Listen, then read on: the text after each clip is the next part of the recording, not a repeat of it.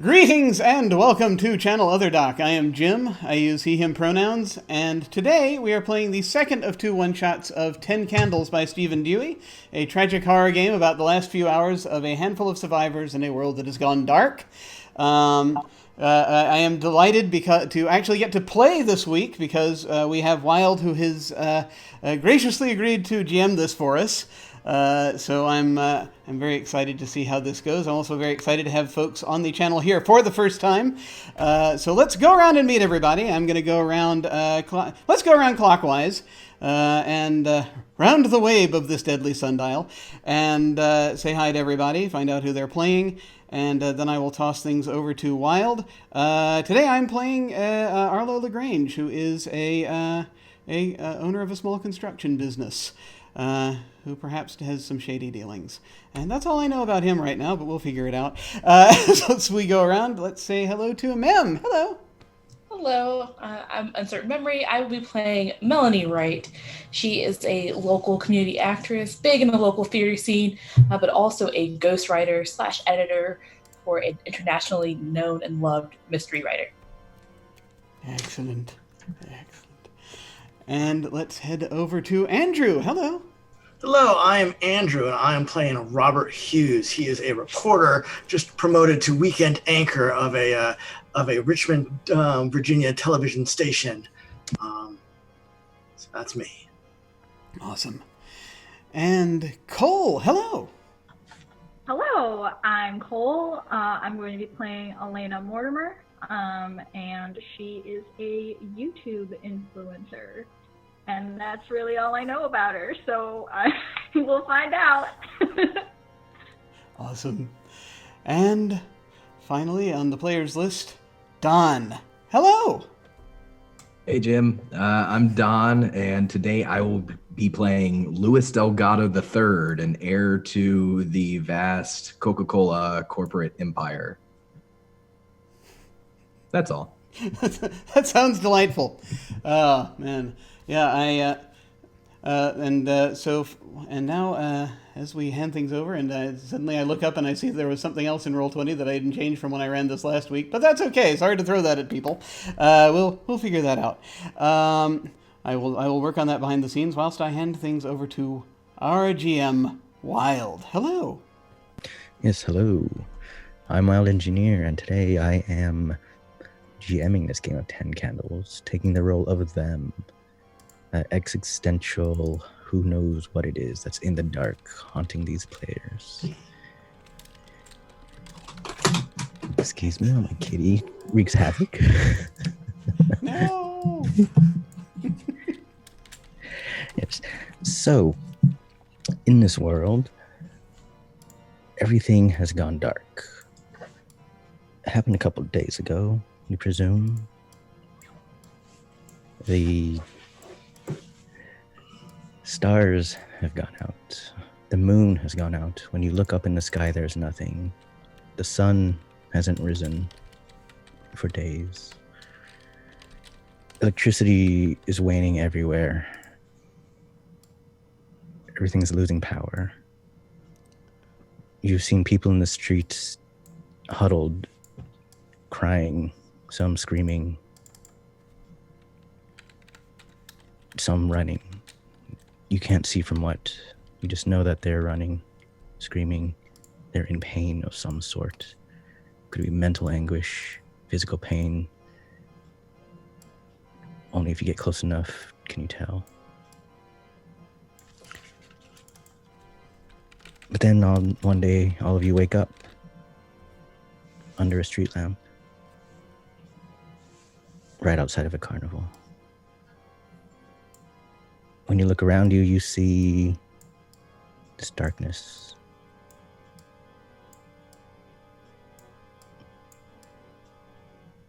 It looks as if it wants to come in closer, but something seems to be keeping it at bay. Quite possibly the lights of the carnival itself. You hear sounds coming from the carnival. You hear laughter. You hear rides. But you see nobody.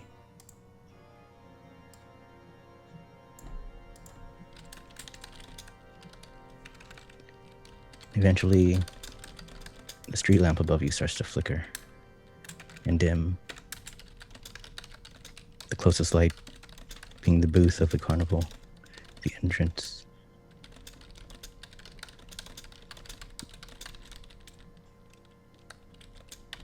You're all in a group. What do you all do? Hello? Is anybody there? Yes, we're here. Who are you? Who am? Well, I'm. My name's Robert. Robert Hughes. Perhaps you've heard of me. I'm sorry to say that I haven't, Robert. And who are you, sir? I'm Luis Delgado the Third. Delgado. Not That me. the New Orleans Delgados. Yes. Ah. Okay. And the rest of you? Yeah, I think I heard of both of you fellas. He just sort of steps forward. Does not look as though he wants to elaborate on that, but he's wearing kind of a denim sort of. He's wearing sort of jean jacket and jeans. Looks like he's in his sort of late 30s, early 40s. A little bit of hair coming into his gray. A little bit of gray coming into his hair.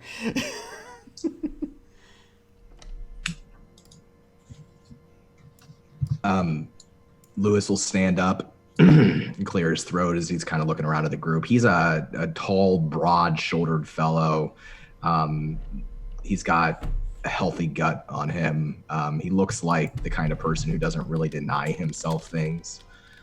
He's got a white suit and a white hat with a gray undershirt, and there's some sweat stains in the armpits of the suit. And it looks as though he hasn't shaved in a couple of days, maybe since this whole thing, whatever this thing is, began. Robert is wearing a shirt and tie. The tie's a little bit undone a bit.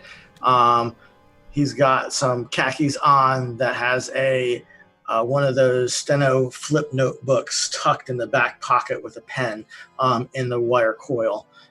It looks like it's probably been there a while. It's part of, based on the wear of the khaki pants.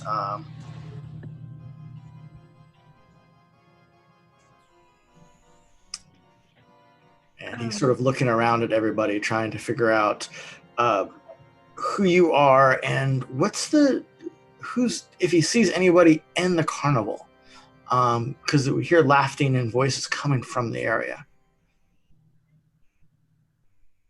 I think at this point, I would step forward, and I'm on the shorter side, petite, but my hair is tied up and it's messy, hasn't been brushed. The clothes are a little dirty, but it's casual, and I'll step forward and kind of take in the lot of you, and for what it's worth, I'm Elena Mortimer, but I don't suppose you all know how we got here.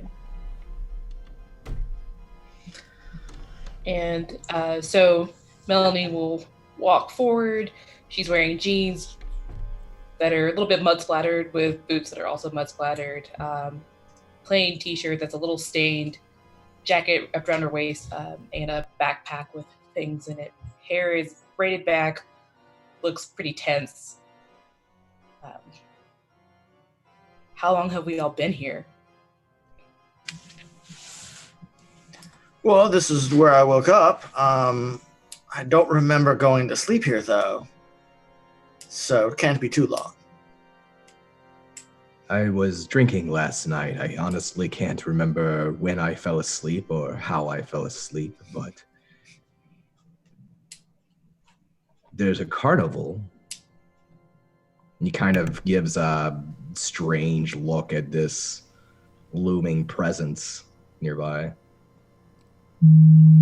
Perhaps we all came from there? Perhaps we're all going there. Why don't we go and find out what this carnival is all about?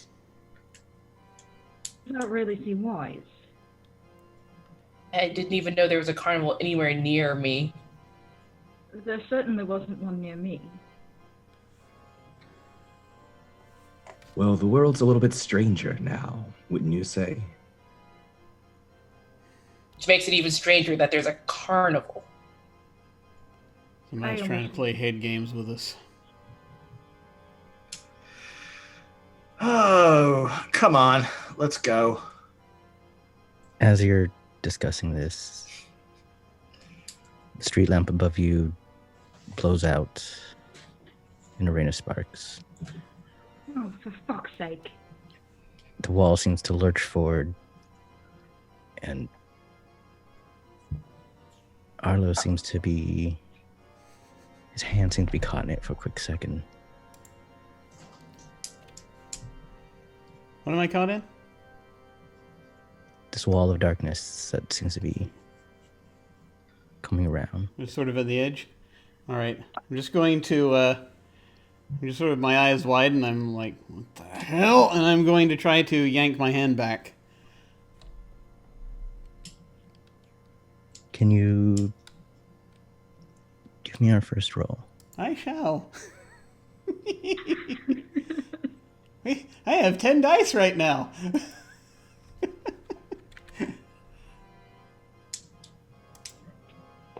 And yet, nothing.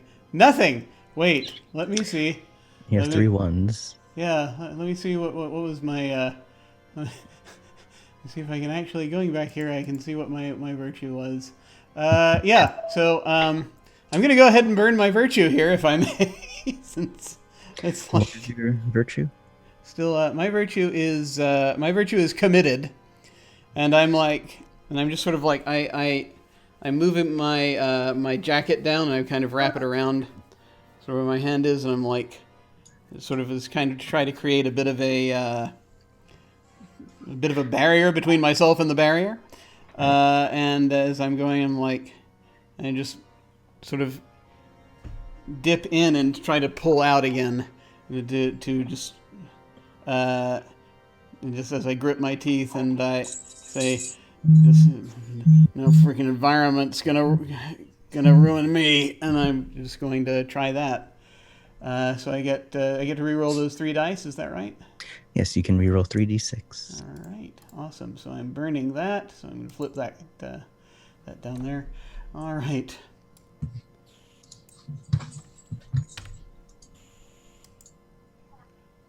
Still no success.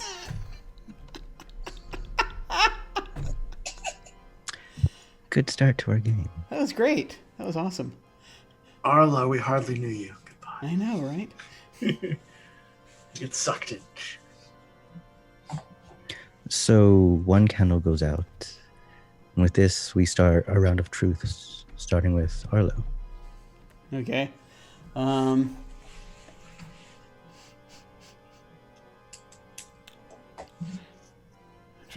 trying to phrase this. Trying to find a way to combine to phrase this as a single thing. I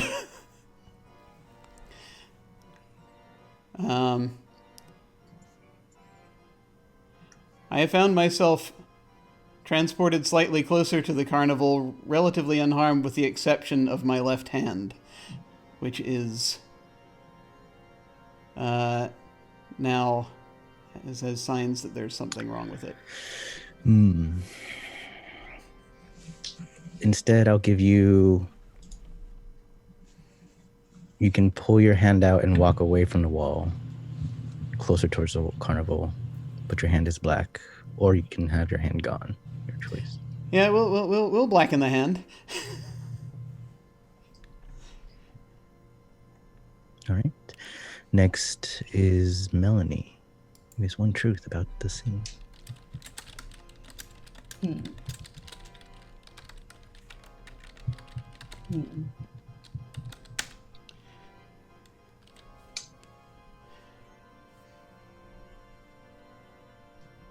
There is another person in the road near us, near the carnival.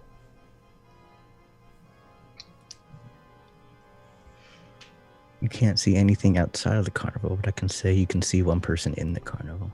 Perfect. All right. I was going to say we're not alone, so hold on. Robert?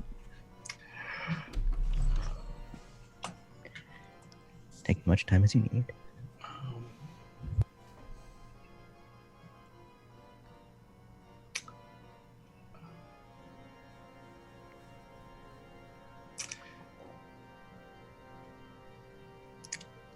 The carnival rides are operating on their own.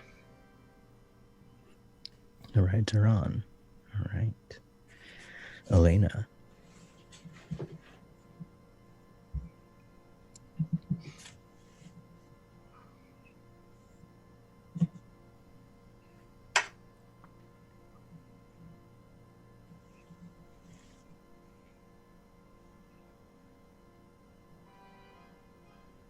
Azu came up to engulf Arlo's hand.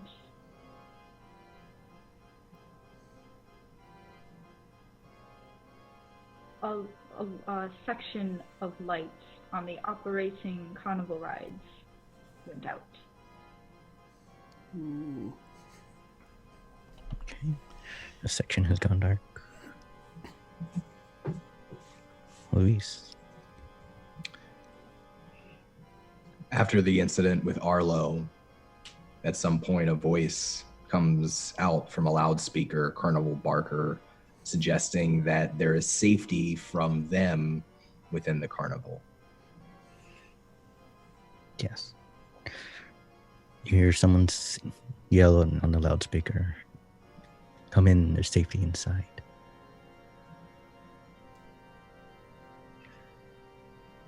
Arlo, while your hand was in the blackness, you heard in your head, find their fears.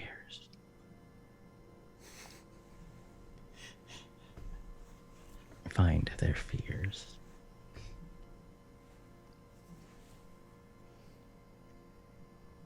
Melanie.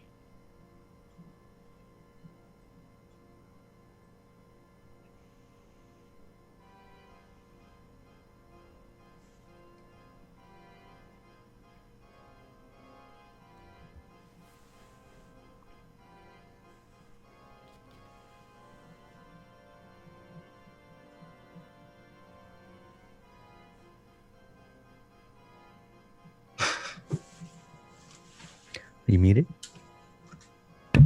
Yes, I was muted. Thank you. I was sitting here going, oh god, oh no, what happened? What's going to happen? Oh, do I do another truth? Yes, we have two more. Ooh, so many truths. I wasn't ready. I was so Oh, I didn't know that. excited. Yeah, I was so excited about finding one that I was all set. That's a truth for every candle left. Oh, okay. Did Arlo get a second truth? Oh, wait. I was going to ask about that. Oh, Yes, I'm sorry. well, I give me assumed a you were moment. just sort of subsuming mine, and then you said there are two more, and I was like, wait, what? I figured, it's fair if since I failed the roll. I didn't know if I thought it was. I thought it was getting skipped because as a mechanic because I failed the roll. Well, Arlo gets one, Melanie gets one, and the last one goes to Robert. Okay, gotcha. All right, well. Let's see. You already did the thing where there are voices in my head, so I'm not going to necessarily do that. Yeah. It looks as though there are. It looks as though there are people moving around in the carnival. Okay. Looks like there's people within.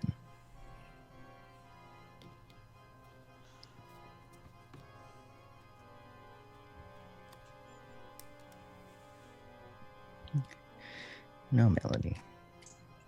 So after we hear that there's safety within the carnival, the sounds of the rides and the people who are supposedly within the carnival get a little louder. The sounds get louder. And Robert, you have the final truth. My notebook in my back pocket has information regarding this carnival that I don't remember writing. Yes. Your notebook has information on the carnival.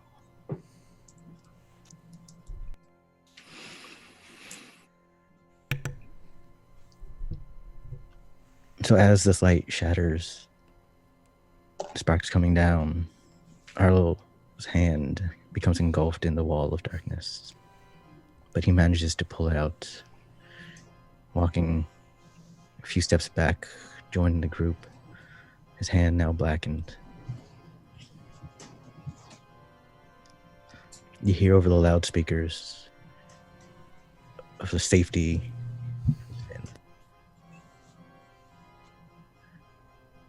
but the sounds of activity within the carnival start to raise.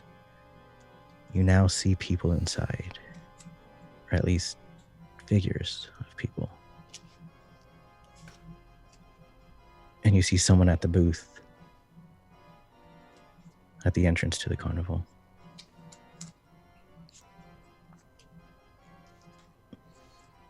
The wall of darkness is now slowly closing in. The only path seems to be towards the carnival. Robert tries to take charge. He strides up confidently to the ticket booth or the booth and tries to ask the figure within, what carnival is this? What is going on? As you up to the man,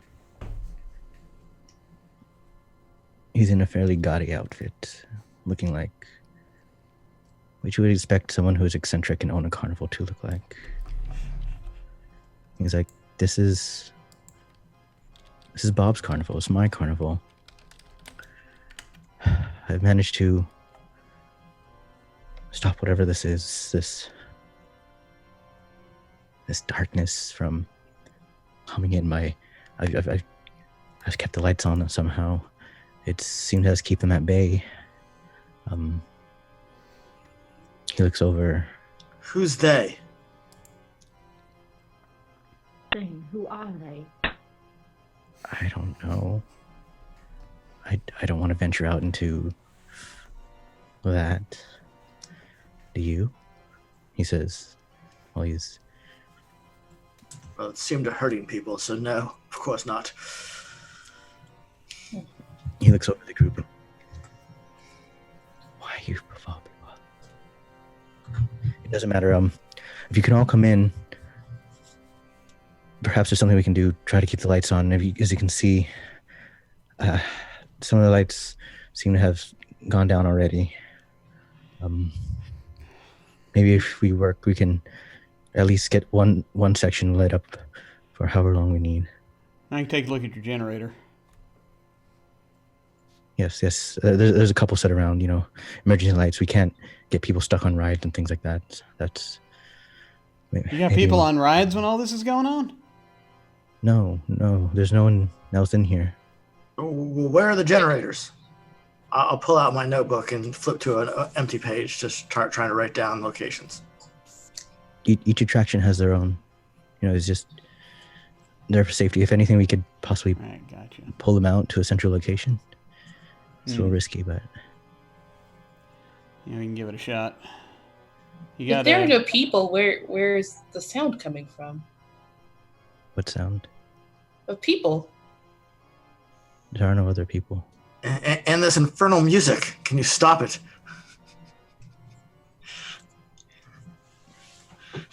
He looks at you all weird. He's like, I'm gonna see what I can do over by. If you see out towards the back, that's my shack. I've been diverting as much power to that as I could. Maybe that's a great place for us to hold up. If you want to help, you can try going to each attraction. Maybe see if you can find a generator, pull them out. I'm gonna start with the carousel. You got any moving equipment? Lewis has actually been looking at Arlo's arm most of this time. He's kind of paying attention to the conversation, but his eyes linger on the arm, and it's not fear in his eyes. It's curiosity. It's a flash of wheels turning behind his eyes, and he finally turns to the man at the counter and says, "Do you have any phones inside? Pay phones? Anything, any way of contacting the outside world?" Yeah, I mean, there might be some payphones by the restrooms. Thank you. I don't know if they're working. I haven't tried them, but I mean, that's usually city power. That's not me. Well, we shouldn't be standing out here. It's not safe. Inside is better than the street right now for us. You're right. And he starts walking off towards the carousel. He immediately leans over to the rest of the group. "I do not trust that man, and I do not believe that we should do anything that he asks us to." Melly looks around and definitely nodding in agreement, and then also looks at Arlo and asks, "What's going on with your hand, man? Like, does that hurt? What is that? What just happened?" I don't know. Went cold, and we're gonna have to take a look at this when we get in. We're going in? Good. You don't trust that man? I'm more worried about all of you. I mean, he seems like he's at least got a job and doing the right thing. I think he's probably been here a night too long. He ain't seeing everything that's here. Something's up with him. The rest of you heard the noises coming from in here, right? Right. Yeah. And wouldn't using a phone be the first thing you did if the world went to hell? I guess it depends. Yesterday there was nothing. I woke up here, but there was no electricity. The phones didn't work. There's nothing. He hasn't even tried, though. Lewis pulls out his cell phone from his jacket pocket and says, "As of yesterday, I still had power, but..." Mine lost reception a few days back. Same. I'm sure you all have families and people that are important to you. If we can find electricity inside, perhaps a phone that works or chargers for these cell phones, don't you want to know how your loved ones are doing? Of course. Yes, but when was the last time you saw a payphone work? You know, the early 90s? I don't think this is going to work out here. If the landline's still in, then that might work. No, something's messing with the satellites or what, but landline could do it. This place looks old enough; might have one. All right, should we follow him to the carousel? Or should we find the restrooms? I think I would like to find the restrooms and check out these payphones. Personally, I don't think the world is going to end. Humanity is too perseverant, but I do worry about, what's mine. I'm not sure that keeping a carousel working is the answer, so I'd rather go to the restrooms and the payphones as well. Well, that's always the point. Keeping the rides going means keeping the lights on, and that'll keep them at bay. Maybe. I'm with Arlo on this. Perhaps we should split up. Probably not a wise move. We don't know what other characters. We could cover more ground that way. I think so. I do not think that splitting up is the correct idea. Perhaps we check out the phones first, because I don't have a lot of hope. So we can go see if those work and then head over to the carousel. Checking the phones is a good idea. We should probably stop off there first. No, I think we should go to the carousel first. What's you afraid's going to happen? Want. Well, we should follow the one person we know that's actually here. You heard the same things we all heard. He can't be the only person here. Have any of you seen them, whatever it is that is caused this? Other than the wall of darkness and what it's done to Arlo here, no. No. Arlo, Don't are you you think feeling it's- all right? Yeah. I think we've been standing here jawing a bit too long. I'm gonna take their suggestion. I'm gonna head to the restroom just so I can take a look and see what the hell just happened. He says, raising his hand that he's pulled his handkerchief around. I'll go with you. Robert looks indignant, but then follows. Melanie follows as well.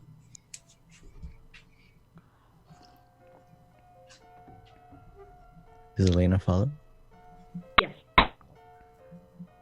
As you're all making your way towards the restrooms, you come across figures at each of the attractions of the carnival.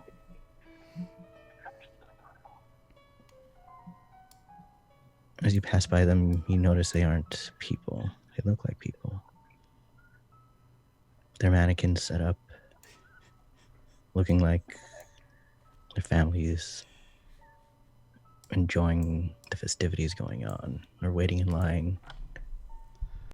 They're at the games booths, at the concession stands. But none of them are real people. Okay, what kind of screwed up place is this? Who would do that? Did you see the guy up front? Someone who's been But I don't know if we should be here. is he The like mannequins talking are to the monkeys. mannequins like in that like Will Smith movie back in the day? Will who? Ira? No. Mannequins are nothing to be scared of. Here, look. And Lewis strides over to whichever one's closest and then tries to just push it over. Why don't you give me a roll to see if anything happens? Yeah.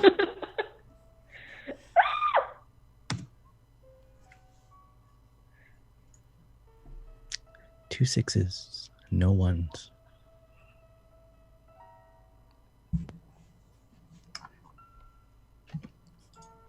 So is this just a mannequin?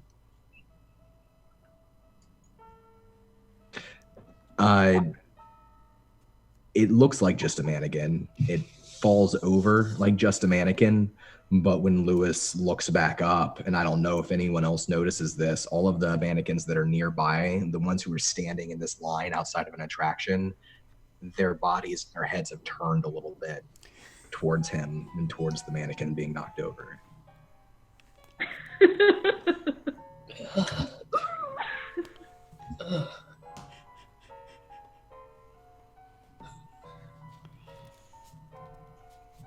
You can all See, feel nothing to be afraid of.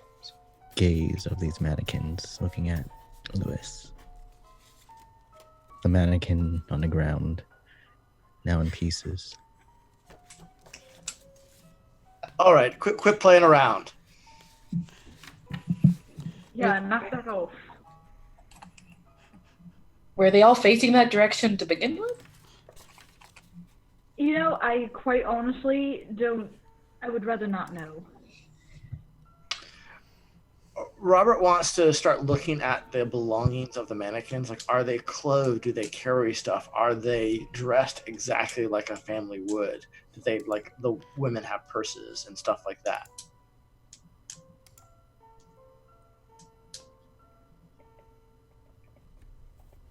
Let's roll to find out what they have. Oh, sorry, what was that? You can roll to see what they have on them. 96.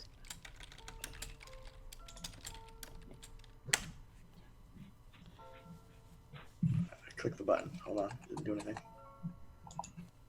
Oh. 2 6s, but 3 1s. What does that mean? So, you succeed, but 3 of those dice go away. Unless you decide to use a vice or virtue to reroll those ones. I will use my vice to re-roll the ones. Robert is vice, obviously, is controlling. He's been trying to dictate what the rest of the party should do since we started. And so as he looks around at the stuff and thinks that there's nothing there of importance, he tries to sort of tell the rest of the parties, let's leave the mannequins alone and continue our mission. I mean, you succeeded, so if you want to find anything on the mannequins, you can. Oh, okay. With the success. Well, and that's the thing is Robert tells everybody there's nothing there, but as he's kicked over, or looked into the purse of one of them, he notices that it has a wallet, it has an ID, it has makeup and stuff that a purse would have that nobody that was just placing mannequins would actually put in a mannequin. This looks to Robert to have been a real person that's now a mannequin. Can you explain how you're enveloping your vice? Well, he's trying, even though he sees this, he's trying to ward everybody else away. Let's leave the mannequins alone and go. What was your vice? Controlling. Okay. Yes, you're being controlling. So we can 3d6. Still a 1. 1. All right. So only one dice goes away.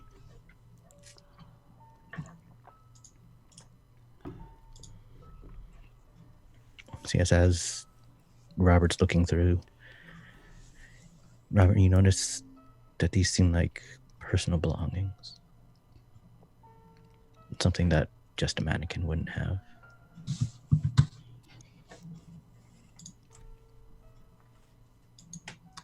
I take out my notebook and write down the name and address of the person that's on this personal effects that I see. The name of the woman in the purse. And that's when I noticed the other writings in my notebook.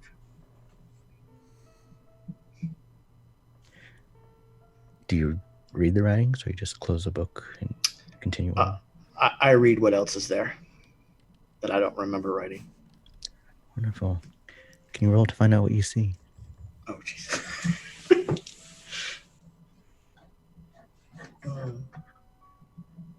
86, please. 2 6s, no 1s. All right. So what's written in your book?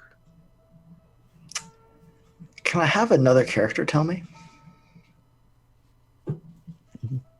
You're in control of the narration. All right. I'd like Melanie to decide what's in my book.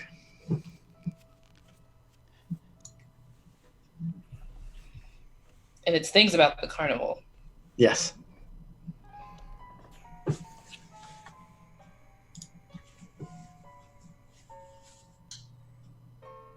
So there have been multiple complaints about rides that aren't safe for the public to use, potentially people peeping in the bathrooms, all sorts of tawdry news things written down about this particular carnival and how the city has revoked its permit and that the owner who runs the carnival is under investigation.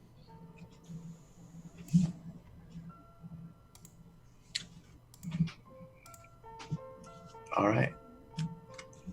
Are we going to the restroom, or are we still playing with mannequins? Well, I could use to go, personally. I did drink a lot last night. I thought we were looking for a payphone, not actually use the restrooms. We can do both. There's time. If it means that we don't break things anymore, I think I'd like to get to the restrooms and payphones, please. I'm kind of already just sort of pointed that way, and I'm just moving. Yeah. not far behind. Is Elena trying to do anything as she follows? Or just following the group?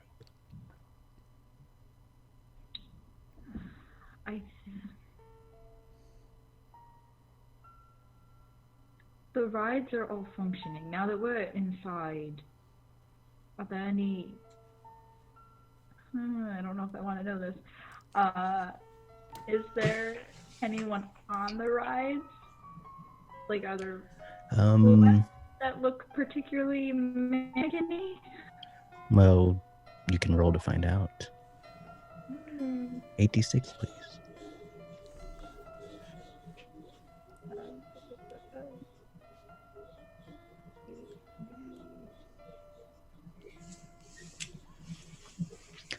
One success.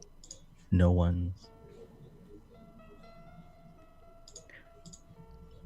Are there mannequins on the ride, Helena?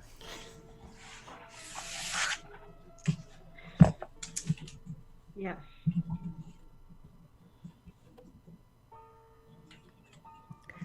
Yes, as you're looking around, Elena, you see the rides are full with mannequins. Some of them seem to have their arms spinning in the wind. Every now and then you might see a part fall off and hit the ground. But you're all proceeding to the restrooms, correct? Yes.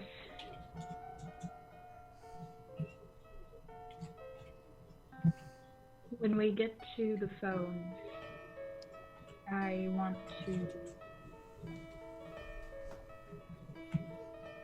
pick it up and push it to my ear. Do I hear it?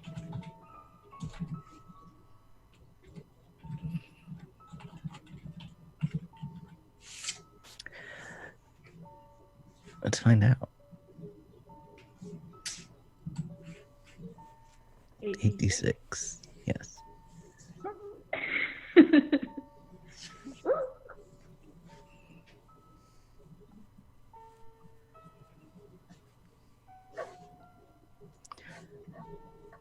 One success.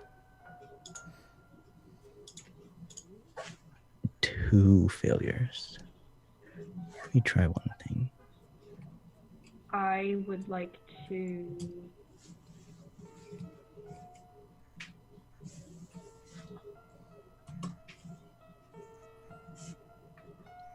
Okay. I think I would like to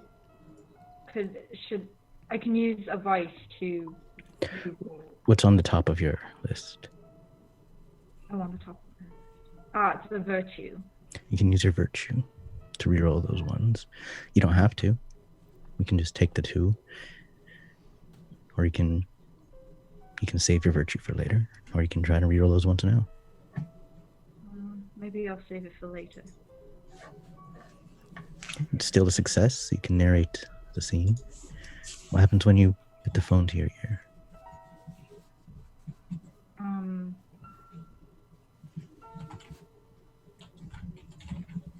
It's been a while since payphones, when you pick them up, doesn't it say there's a little thing telling you to put in the Correct money. Yeah. Put in the money. Yeah, if you hold it for too long, yeah. Usually you get a dial tone. So instead of a dial tone, it's Carnival music. And the voice telling you to put in the coin. It's just a bunch of whispers. You hear whispers. Could you roll 66 for me?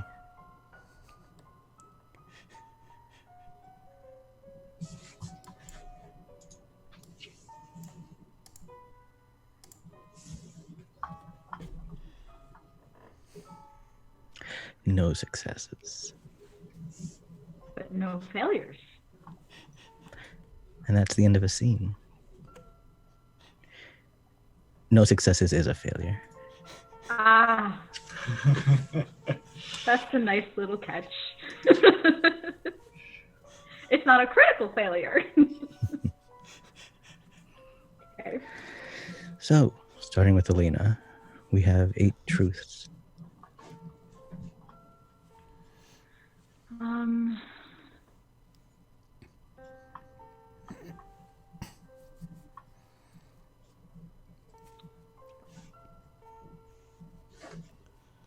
Before I hang up the phone, after hearing the whispers and being super freaked out about it,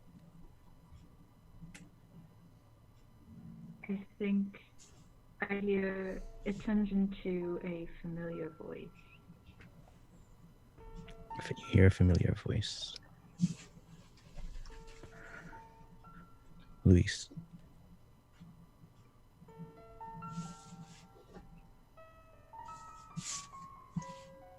Inside one of the 2 restrooms is a survivor who's seen them.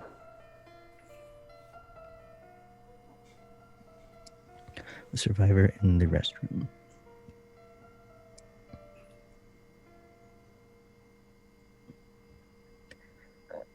Elena. The familiar voice from the phone.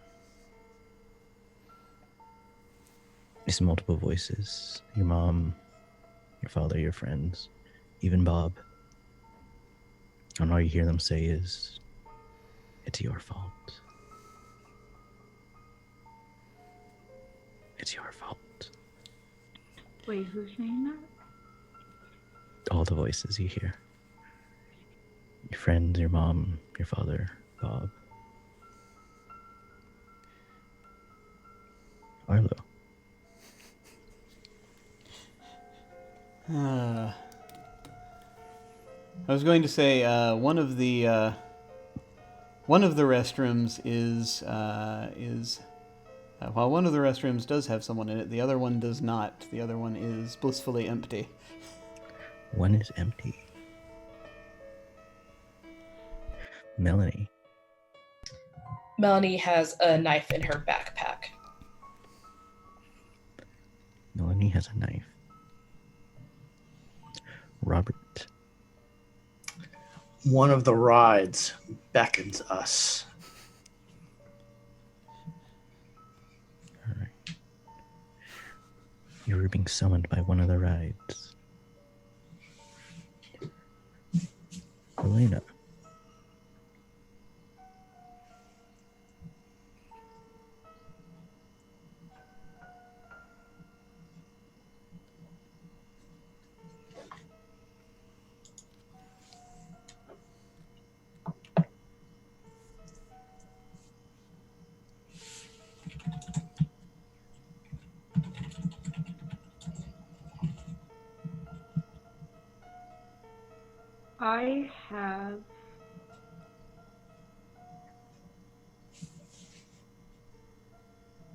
I have one of the Swiss Army knives in my pocket.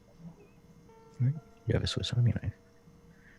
And Luis, the final truth. Bob, the owner of the carnival, reappears, but he's less than human now.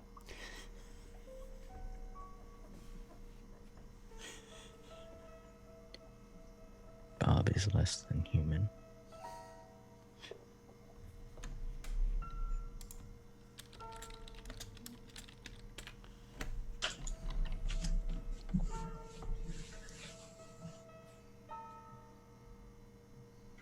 So as Elena puts down the phone, Luis, you're at the restrooms. You open the door and you find there someone cowered in a corner, shivering, babbling to themselves. Sort of glances over his shoulder as Elena's got the phone to her ear, and then he'll ease inside the restroom and slide the door shut behind him. Is it dark inside? There are no lights inside the restroom. You can hear the whimpering. He has an idea of where the body is, and he just sort of says, "Shh, It's all right. Who is that? Who are you? As he's kind of creeping closer to the figure in the dark. The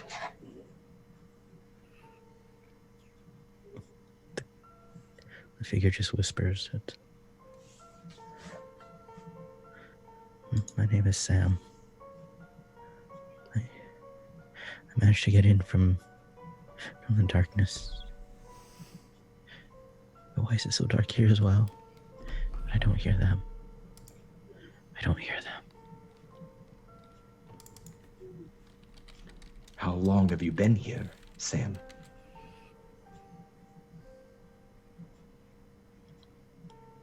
I don't know.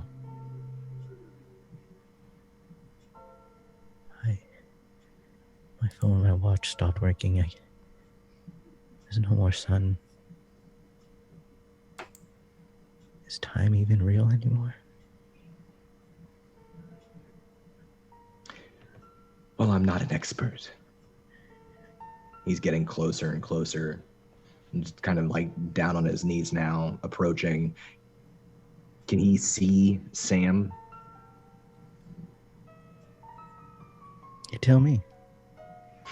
All right. 86.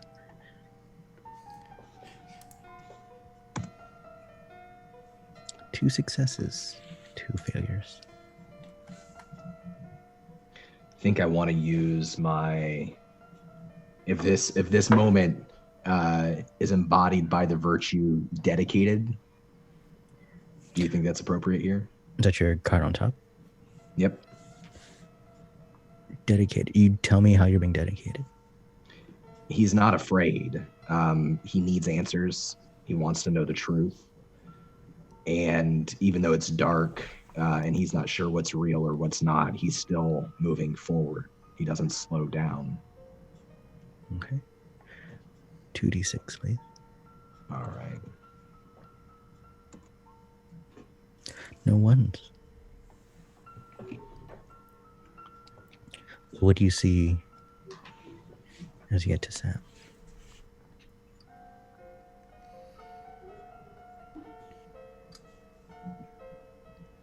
Sam isn't moving, isn't breathing. There's a window. It's painted, stained, so that you can't peer into the bathroom from the outside.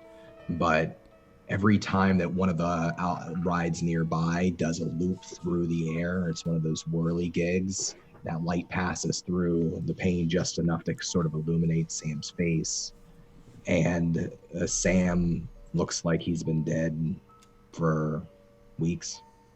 He doesn't even smell anymore, but his skin is rotting.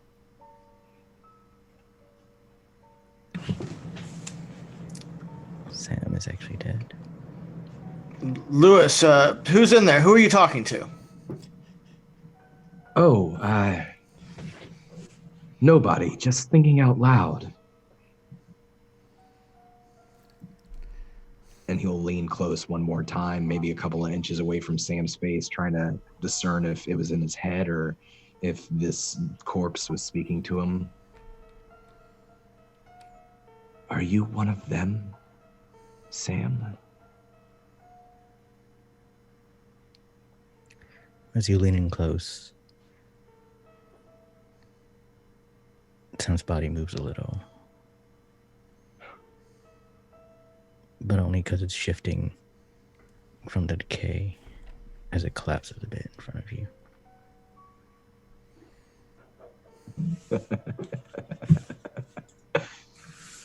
Oh, Sam. I'm sorry you couldn't make it. He stands up and brushes his suit pants off, and leaves the bathroom. What's in there? A body. Looks like it's been there for a while. But I heard you talking. Well, sometimes I get scared of the dark, and talking to myself makes I just feel a little safer that way. Okay, so we've check the restrooms. Can we go to the rides now? I'm going to need a minute. And I just go into the other one. And I'm going to presume it's dark in here. I have told them that I'm coming in here to check out my hand. That is not actually what I'm in here to do.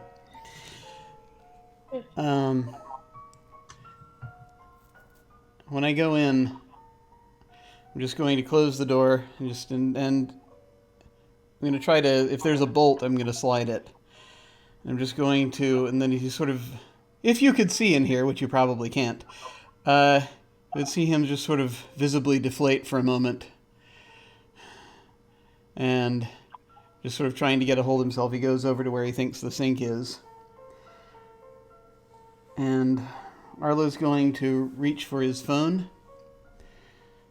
And he's going to hope that that it will work enough that he can find in it the a particular stored MP3 file that he keeps in there. Oh. To help calm himself down. It's 86 to see if your phone works. Yep.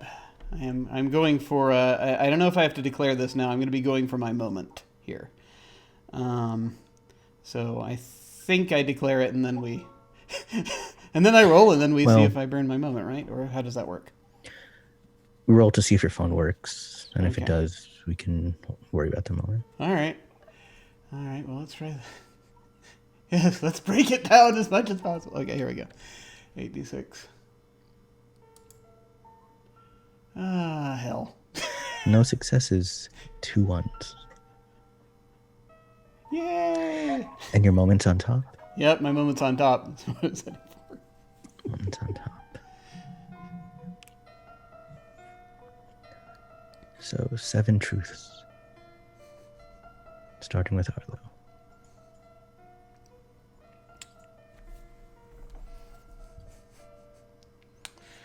See, this is a restroom, so I can't... I can make up a truth about anything, though, right? Single phrase? Okay. The next building we enter will have a functional jukebox in it. Next building has a working jukebox. Melanie.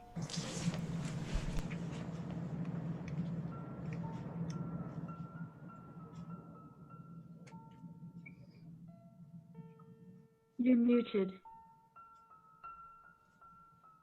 I'm really good at this. Bob has seen them. Bob has seen them. Robert.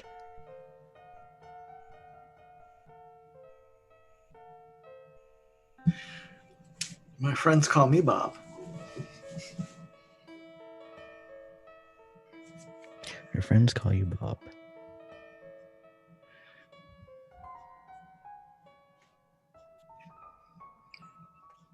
Elena. When we turn around to head to the carousel,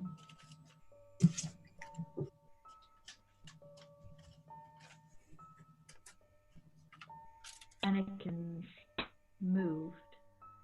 Some of the rides look rearranged. Mannequins have moved.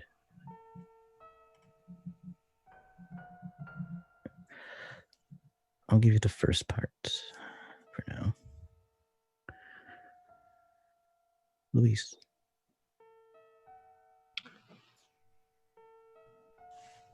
When Elena hangs up the phone, the whispers don't stop. Elena still hears the whispers.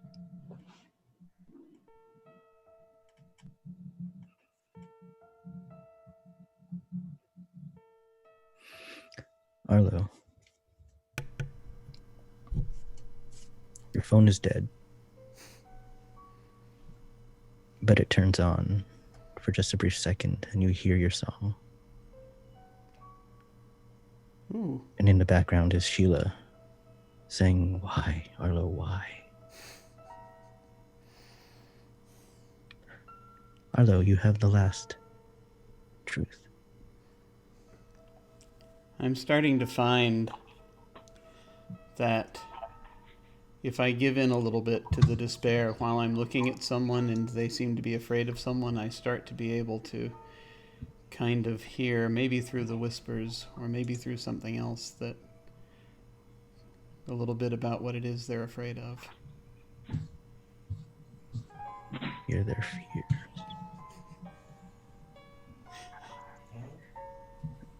So as you were all turning around, coming out of the restrooms, heading towards back into the carnival, you see Bob again. Looks different. He's off in the distance. He looks a little taller, a little ganglier. He's beckoning towards one of the rides, one of the amusements. He's beckoning towards the funhouse. And the funhouse looks particularly bright,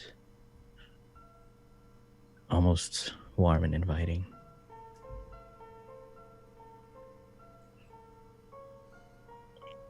The mannequins all seem to be moving, facing the funhouse.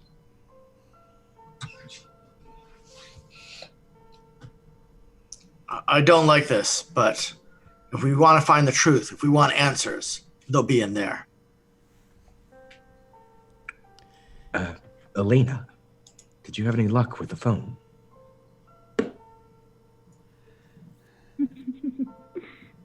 No. No, there was nothing. Melanie's staring at Bob. Bob, did something happen?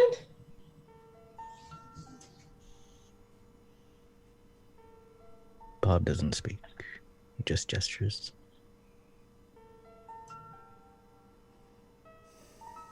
Well, he kind of looks around at all the mannequins looking at the fun house. And then looks at the group. I'm not sure that that's the place where we should go. Where would you go? Honestly, anywhere but in here. But maybe not. It's not an enclosed ride, of all things. Look at the mannequins. If there's Exactly. answers to be had, it's there. We should go towards them, not run from them. What's the point of even finding answers? We're clearly not going to find them. We should focus on trying to, I don't know, not die. I sort of agree with Melanie. I feel like if we go somewhere enclosed, who knows what's in there? They could be in there for all we know. There's an old adage, the truth will set you free. That's what I'm looking for. I think you mean the truth will get us all killed. Yeah, curiosity killed a cat. We don't know what they are or how we could fight them. I think survival is the only option for us. We have to wait this out. And if I'm going to wait this out, at least the fun house has lights. We know they don't like light.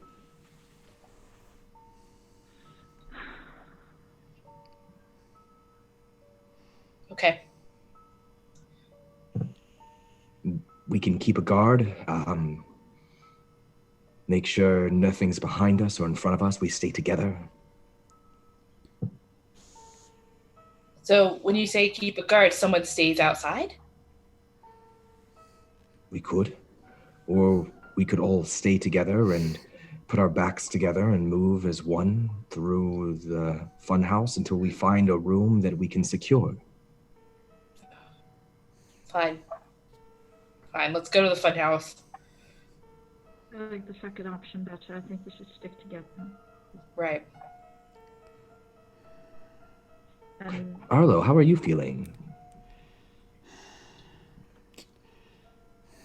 All right. I think at the very least, they got a generator working in there. The lights are on. we can try and figure out what we can. I think maybe, I don't know, hopefully there's enough of that feller still clinging on that we're not going to be just getting served up here. But, I don't know, I reckon we should just go and find out. I agree. There's 5 of us and 1 of him. I don't trust him, but I don't think he's one of them. Not yet. As we go forward, Robert sort of stops going in the front of the pack and sort of goes in the back of the pack towards Elena or Melaine and says, "We should keep an eye on Arlo. I don't trust him. Something's happened to him. He might change."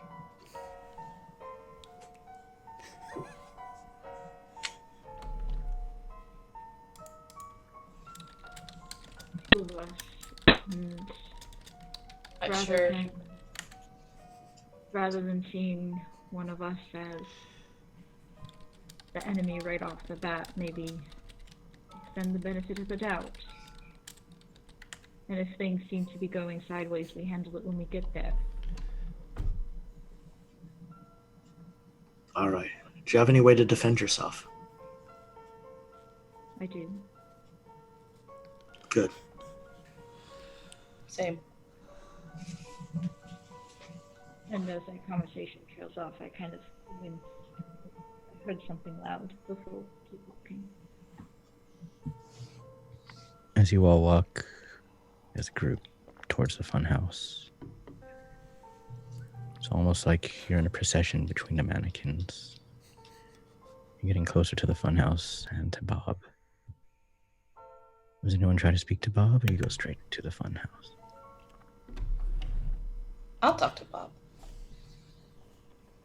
As you get closer to Bob, you see it's not Bob. It's dressed like Bob. It looks like Bob. But it's more mannequins. Pieces arranged. Legs on top of legs, arms attached to arms, making it longer, taller. It's not necessarily gesturing, but swaying in the wind almost. But it feels as if it's looking at you.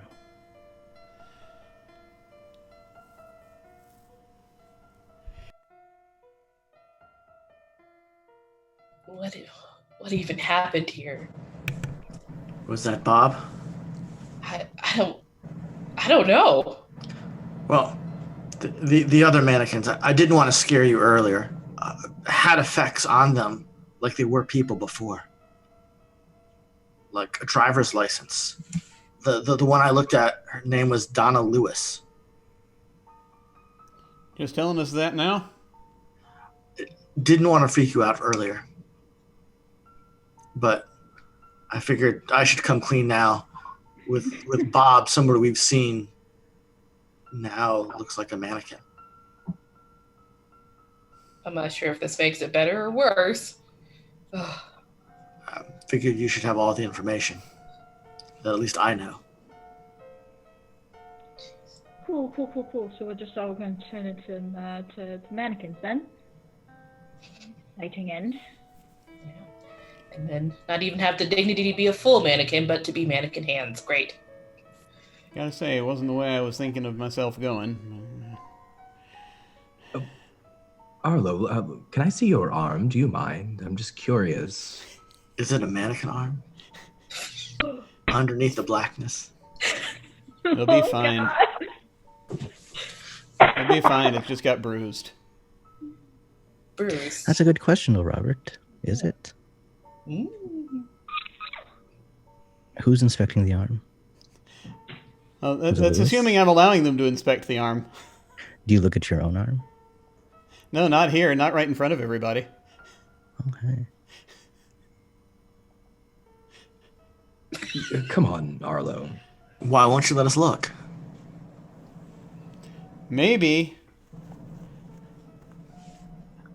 I like people not inspecting my person. We just want to make sure that everybody's all right. It's for the greater good of the party, not for just you. But what will we do even if there is something wrong with it? There's nothing. There's no point. Remove it, perhaps? Yes. Does any of you have medical training? I have Not a knife. technically.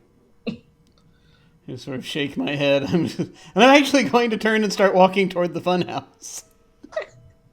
Arlo, this is not over. We need to figure this out. Now let's figure it out in there. Agreed. Melanie walks towards the funhouse as well. Does anybody try to force Arlo to show his arm? No. Not yet. Not yet. Can wait. Glance at Melanie and before following behind. I give knowing looks to Melanie and Elena for my comments earlier.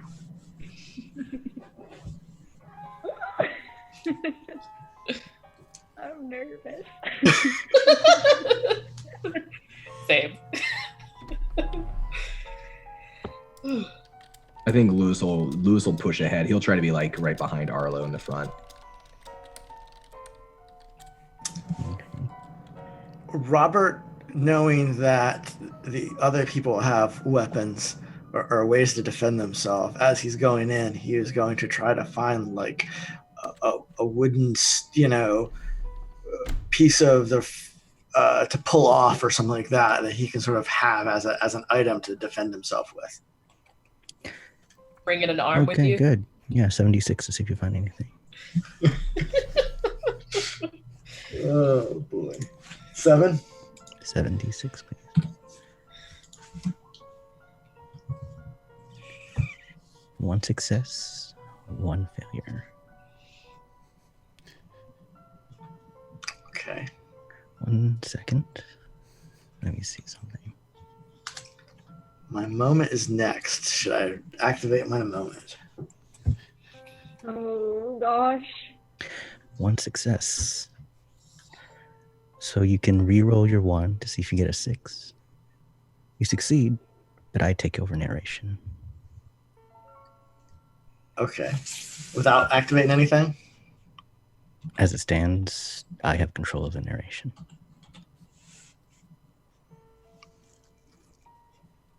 Okay. So I have to activate to reroll 1d6. Activate what? Is your moment on top, or My moment is on top. you cannot activate your moment then? Okay. You can only use your moment to gain a die, which Arlo, by the way, does. Oh, okay, so Die. that succeeded? Yes. Okay, cool. I have hope somehow. Okay. The worst So yes. possible thing to have. Robert, as you're rooting around, you don't see much. You try to pull off a metal pipe, it won't budge. The only thing you can find is a mannequin arm.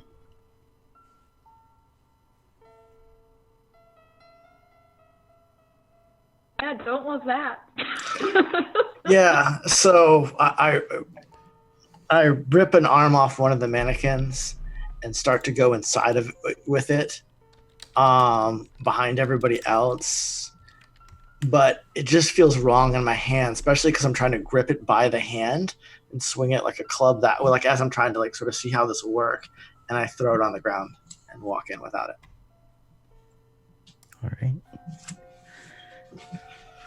So as you all walk into the funhouse, that is where we are going to take our break.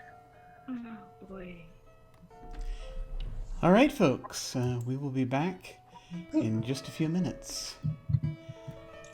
And I'm So that sure was- everything will be much happier afterward. Well, Oh, definitely. for someone. For someone. Oh, that's For them. Oh, See you boy. shortly.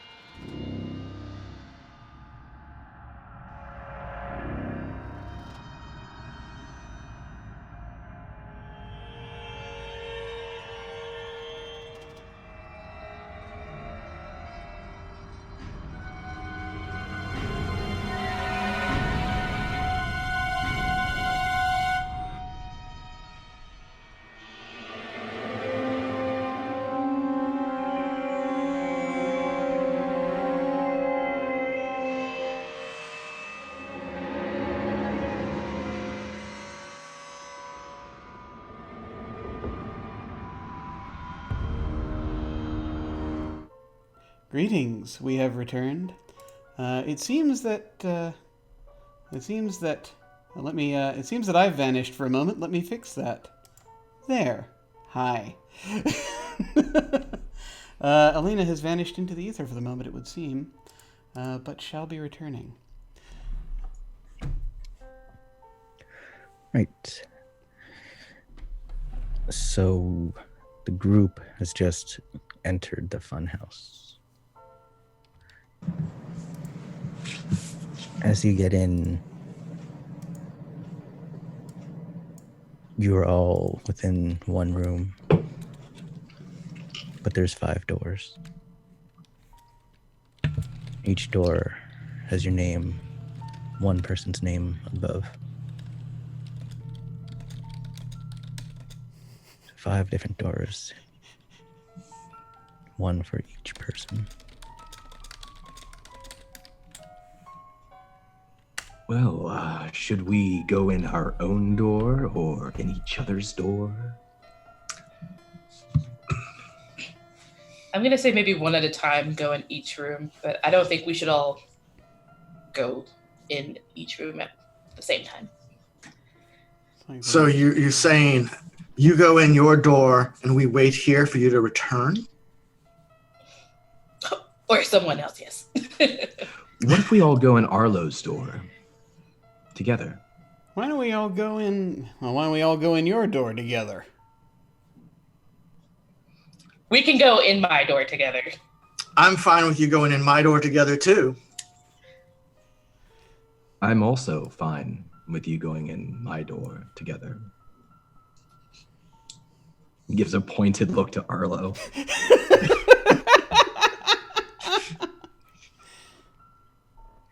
I think they're just playing with our heads here. As you were How all do they know my discussing- name? Oh. As you're all discussing this, the funhouse curtains close behind you. And it's no longer a curtain, it's just a wall.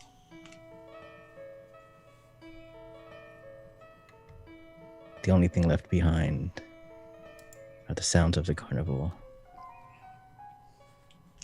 and that single mannequin arm.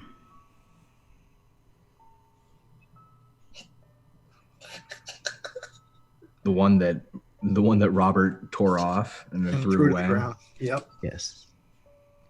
Lewis will pick up the arm and he'll grab it around the wrist and wield it like a club as well as he can. He kind of bats his other hand with it. Well, whose door are we going in? Because I feel uncomfortable here. Isn't that someone's arm? You don't feel Well- uncomfortable about that? It's a mannequin's arm. Person's. Okay. Probably. I say we all go in Arlo's room. Arlo, who's standing over by the wall and just sort of examining it, will just turn around. Watch it, and Arlo. sort of- Don't lose your other arm. Just looking at everyone. Just sort of snaps around and looks at everyone. You afraid for us to go in your room, Robert? No, What you got I'm to fine with hide? you going into your room, but I'm more interested in what you have to hide. So I don't think you have to give us permission. I think we just go in your room. I think y'all are deflecting.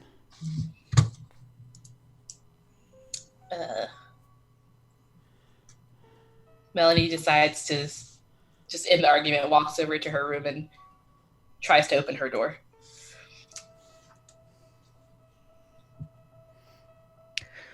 The door opens and you look inside. Yes. Can you roll 66 for me? We'll see if I can.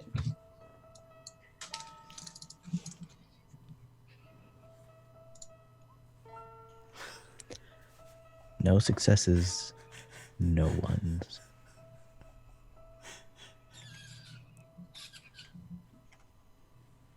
Well,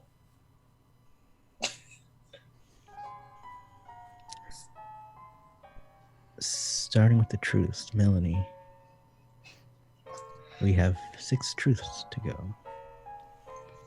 okay.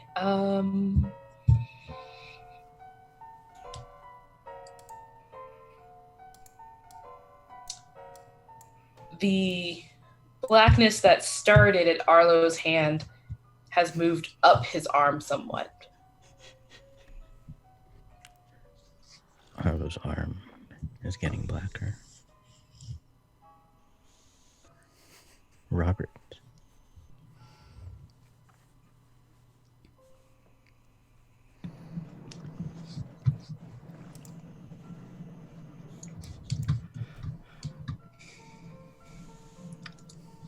Inside Melanie's room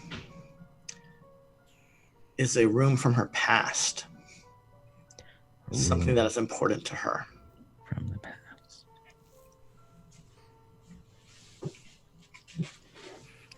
Luis.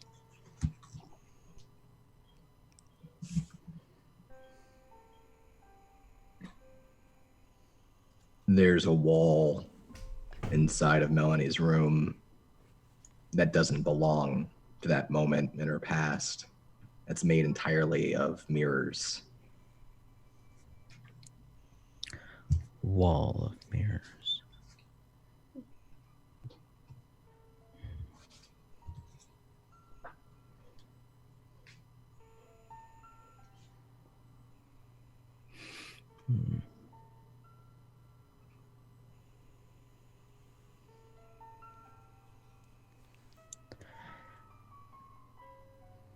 Luis, the arm starts to move.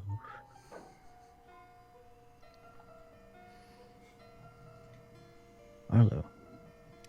Arlo reaches into his pocket and finds a set of brass knuckles that are his, but which he lost several days ago. Arlo has brass knuckles.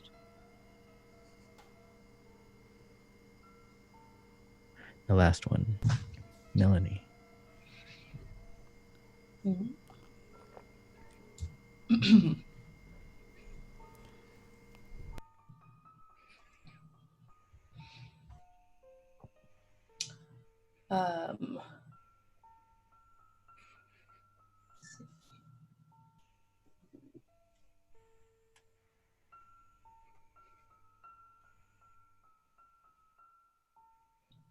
The mirrors in the room will, when someone looks into it, will kind of reflect back the person at their worst moment. All right. So Melanie, as you open this door, you see this room familiar to you. Somewhere where you've sat and written before. You've read scripts, written books. But there's also a wall of mirrors. You can see vague images of a time you don't want to remember. But you'd have to go in closer to see.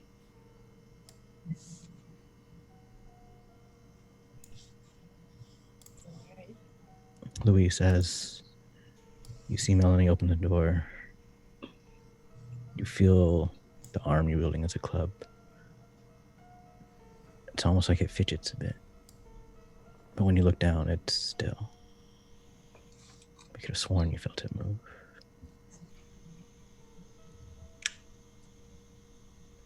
And Arlo, as you reach into your pocket, you find your brass knuckle. You could have sworn you've lost. So what do you all do with this open door? Robert will follow Melanie in. Do you go What in, is this Melanie? place? Does Melanie go in?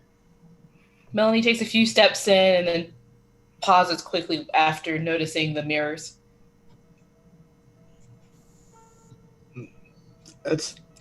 What is this, a library? It's I mean, in the middle of a fun house? no. This is where I've gone to write before, but it's wrong. Melly's sort of staring at the mirror, but not trying to look at it too closely. I'm going to appear behind the two of you and say, "What's wrong with it?" Well, the funhouse mirrors, obviously. I mean, they don't belong in the room. Well, yeah, but I think that was the. What was that? What you were talking about? Do you not see it in the mirrors?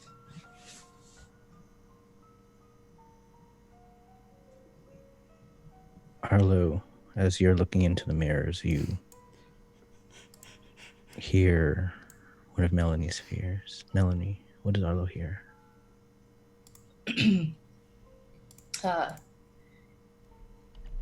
He hears my best friend's voice screaming at me, and screaming about how she's lost everything, and then other voices screaming that I'm a liar.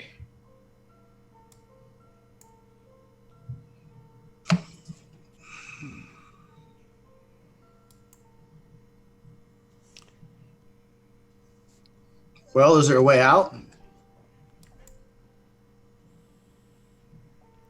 Through this way, or do we need to go back into the other rooms? I didn't see a door. There's just all these mirrors. Is there another door in the room? Let's roll to find out. 66, please.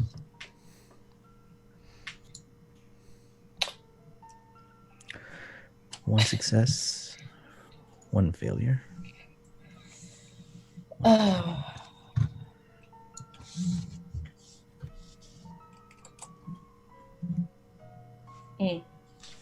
Would you like to re-roll that one? Do you have a vice or virtue that you can use? I have a virtue. Or you can save it? But this is success. Did you want to find a door or not? I do. I do want to find a door. You do find a door in the room. And it has your friend's name above it. Well, all right. We'll save the virtue for it. We'll save it.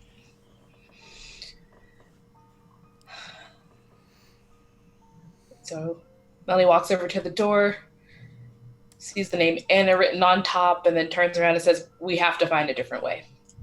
Who's Anna? Is any of us Anna? No, it doesn't matter who Anna is. She's probably dead. So let's just not. No, that name seems important. I mean, this room is, you said, the place you've been. Does Anna mean anything to you? Yes. But let's go see if the other rooms have something different. What do you mean, yes? What are you not telling us?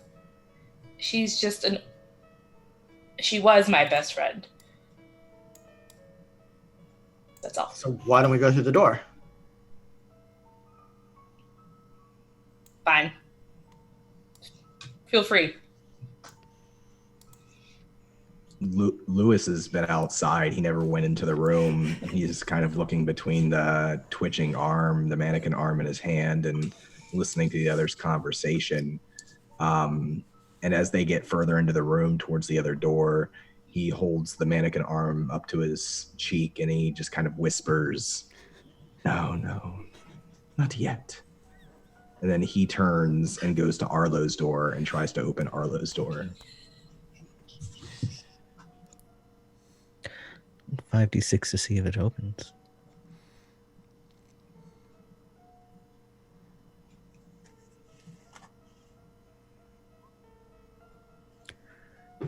One success.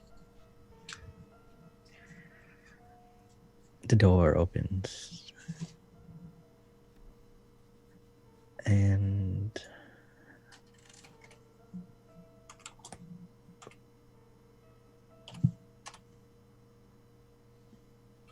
as you open the door, you see a woman in a chair. She's tied up, bound and gagged. You see a pit and a bag of concrete.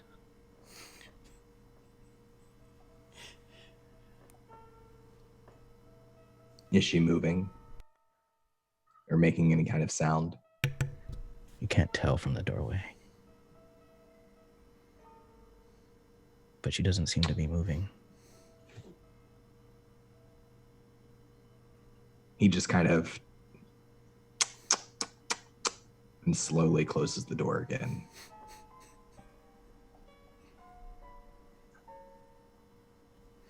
And then he'll pop up behind the rest of the group and say,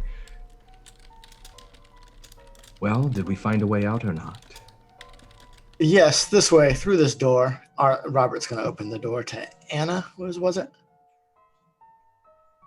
Yes. Yeah.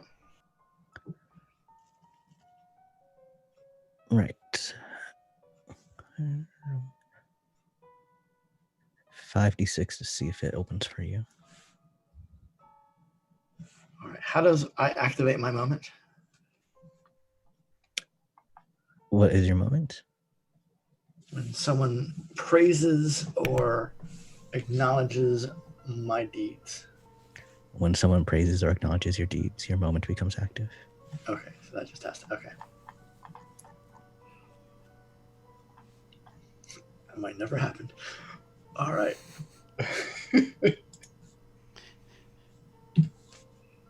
All right, 66? 5d6. 5. I thought we had 6 up. 3 successes, 1 failure.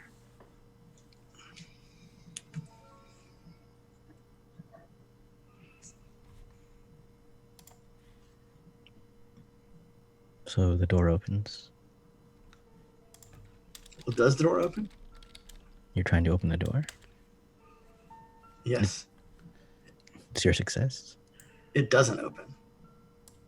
Robert cannot open the door. It's not really a door at all.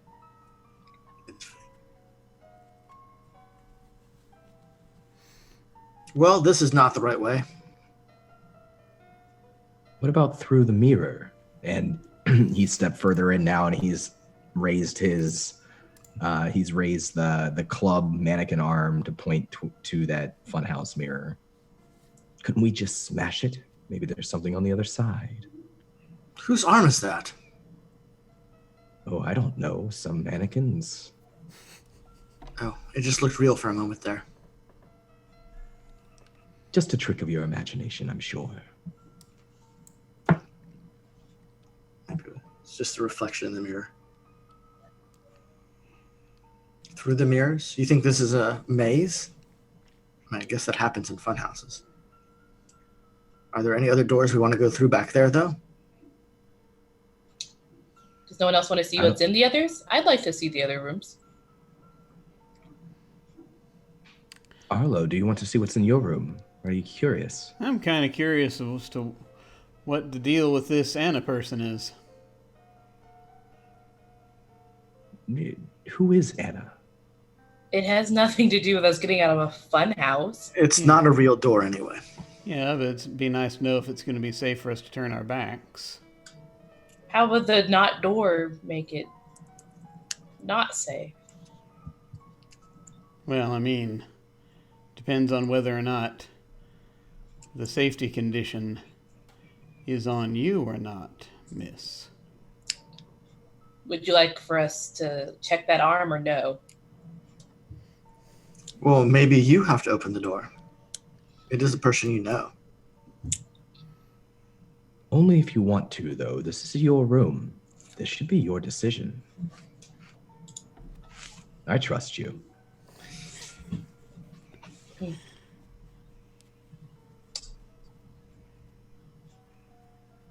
I would like to bypass the room, please. All right. We all have our little secrets, I guess. Come. Let's find out what's in Arlo's room.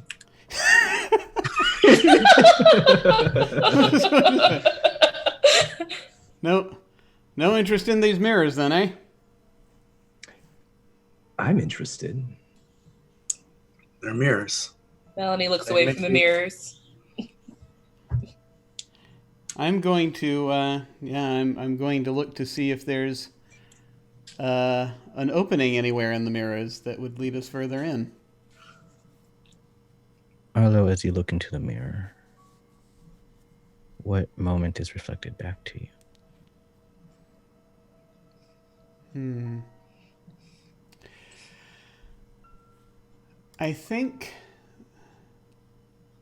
Can someone remind me? I think something was established about these mirrors earlier as to what kind of thing they show us. Can someone remind me precisely what it was?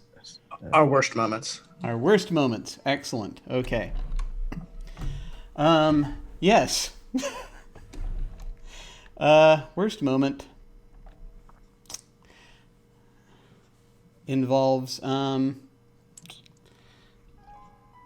can probably you see Arlo, and he's on a construction site, it looks like. And it looks like you see him move a lever, and you can sort of, I don't know if you can hear anything, but you get the impression that there's a crash somewhere beyond what you can see of just sort of him. It's reflecting him. But he does not seem surprised by the crash. But he looks down, and you see him sort of tearing up a little bit as he looks down and just shakes his head. He looks a little younger. He looks like maybe almost 10 years younger.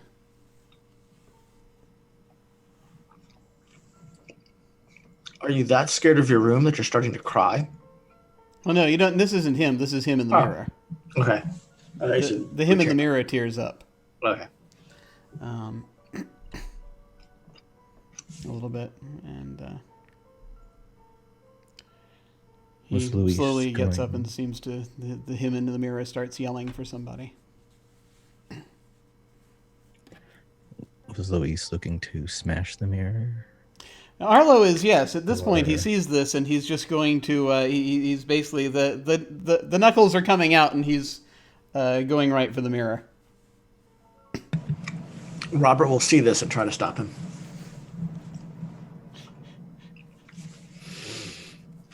Robert, roll me 5d6. Oh, jeez.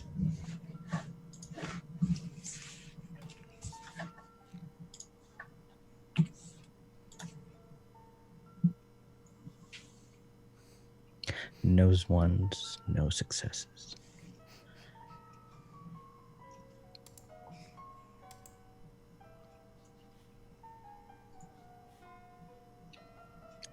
Five candles left.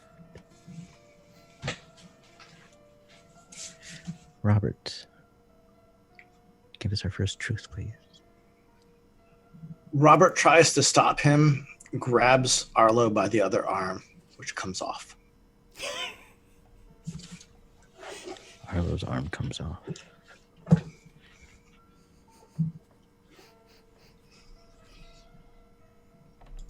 Luis. When the mirror shatters, in the room beyond this room is someone that Melanie loves.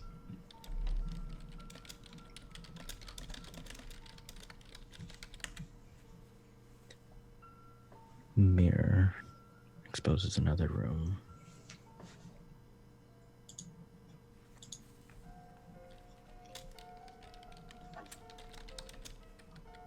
Melanie sees Anna in the other room. And she's walking towards the mirror. Arlo. Arlo's fist connects with the mirror, it shatters, and he feels better, although it is rather as though a piece of him is breaking off and shattering away. Emotionally speaking. And Melanie, you have our last truth. The Anna that appears after or in the mirror, after the mirror is shattered. Which is it exactly? After the mirror shattered. After There's a new room. Okay, so that Anna is very clearly dead. Okay.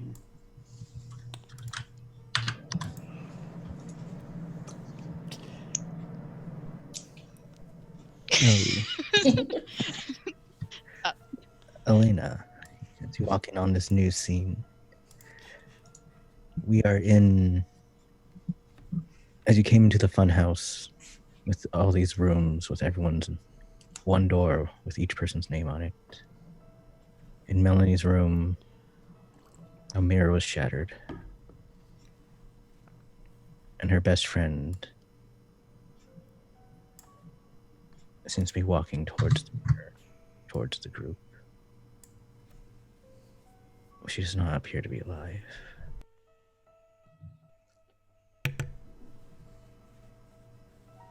As Robert tried to stop Arlo from smashing the mirror, Arlo's arm came off.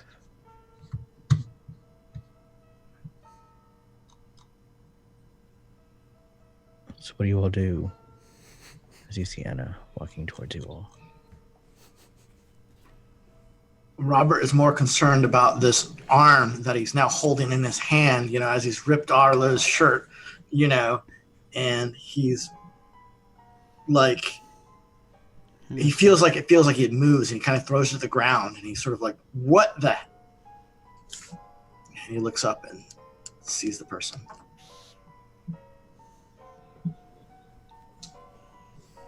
Lewis steps back away from the mirror and Arlo and Melanie and this approaching female figure from the other room, and just he decides to kind of explore this room with his eyes a little bit more, looking for a telephone. Melanie's sort of staring somewhat in shock at Anna. She's obviously moving and thinking to herself, how is this possible? But it's pretty quiet over in the corner.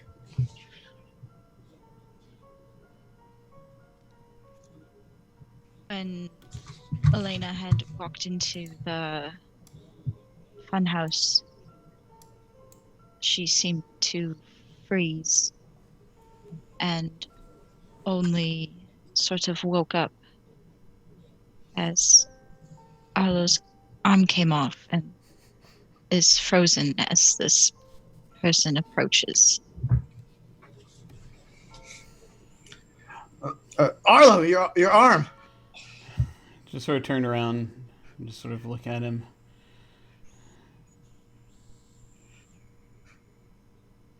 Weren't yours to take off me. I'm just Wasn't trying. This wasn't your window to break, or mirror. Crouch down, and I'm going to pick up the arm. I'm just going to look at it, see if if you were reattached that, I'm out of here. What's going on?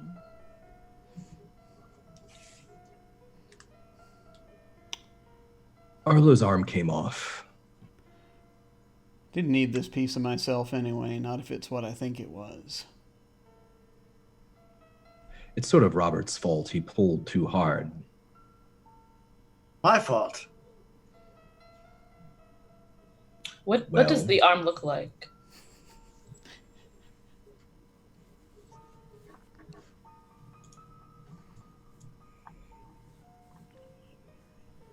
Who's looking at the arm? Melanie. Oh. I was also studying it, but yeah. Yeah.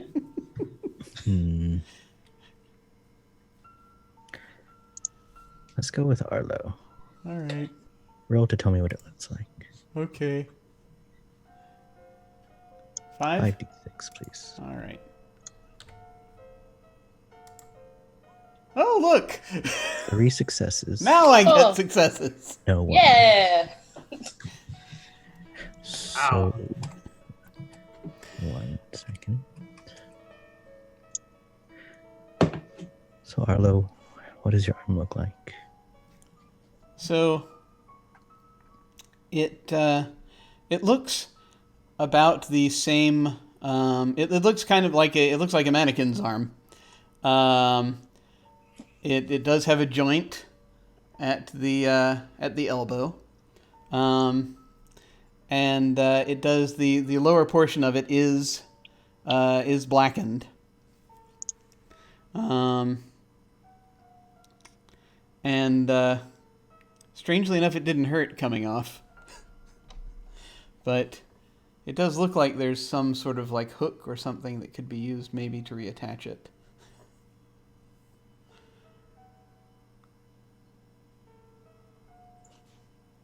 So you Is see Harlow's arm.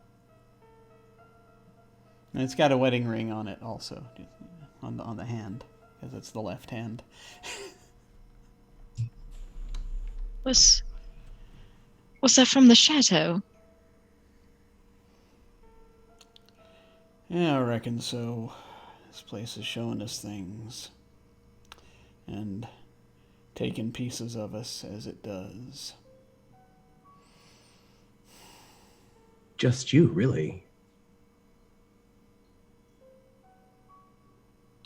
Oh, yours is coming. I'm quite sure. Is that a threat? It's all right.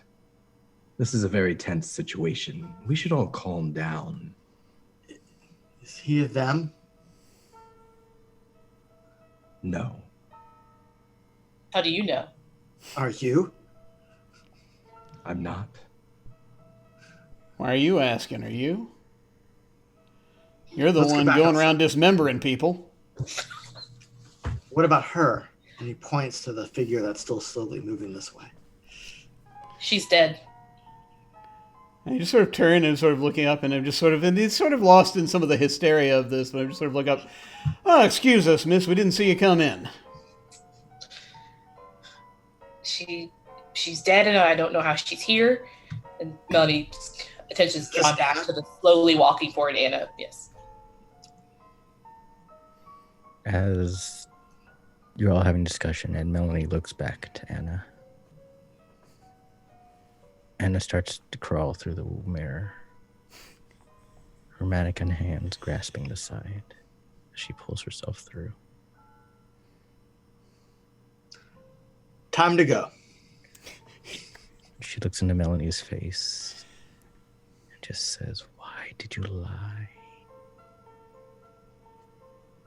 Melanie just sort of backs up against a wall, stares at her, listens to her, but isn't responding. Robert grabs Melanie and takes them both out of the room. Back into the foyer. With all the Good. names. It ain't good for you. You gotta face these things.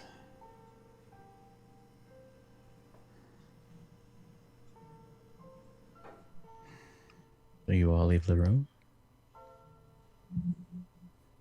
Yes. Is Yes. is there a phone? Is there a phone in the room? You can look for one. He's backed away well ahead of time, and he's using the argument and this figure crawling through the broken window glass to look around to search for a phone. 5d6.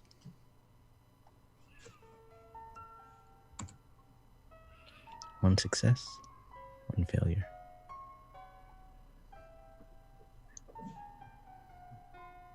Do you find a phone? He does. It's one of those old rotary phones plugged into the wall.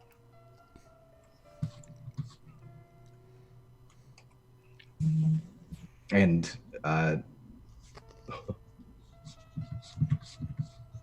guessing you pick the phone up. he does. Yeah, he begins to dial quickly. Not panicked, but he doesn't want to be in this room with this creature longer than he has to. There's no dial tone. But you do hear the voice of your office. Maybe your secretary who picks up.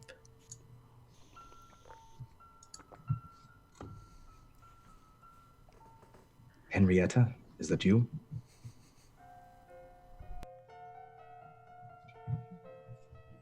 It's me, Luis. What have you done?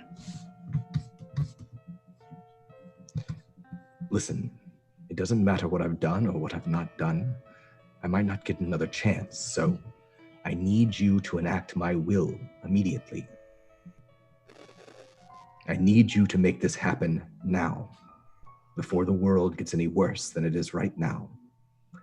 I'm somewhere in some carnival, and I will not be returning to the office ever again, most likely.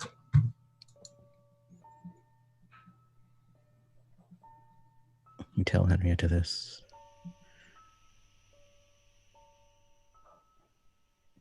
Instead, she's just...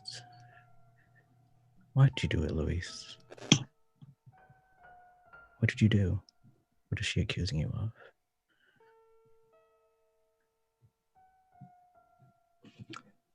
Could be any number of things, really, but the one that he feels that she's accusing him of is her family.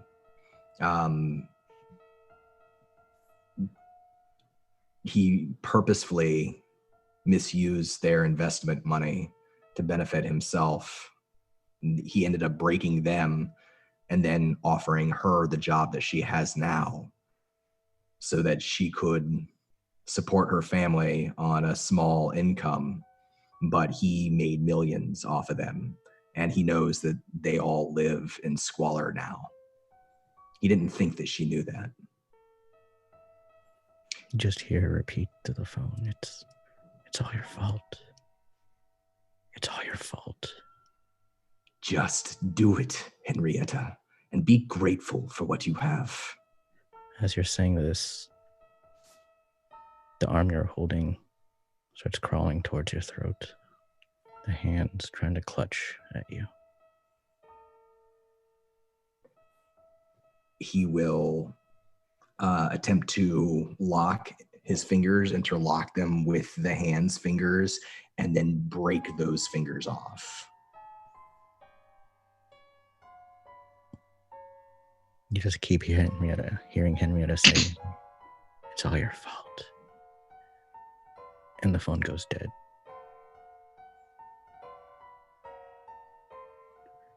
But you do have your moment. Cool. Is he able to stop this thing? Is it still coming at him? Is he able to break the fingers off? And I don't know. Is he? 46 and your moment. do I have to use the moment now, or can I hold on to it? The moment is perpetual. Okay. You have it for every roll.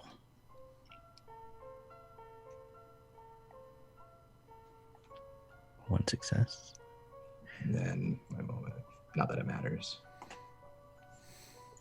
It might. It might.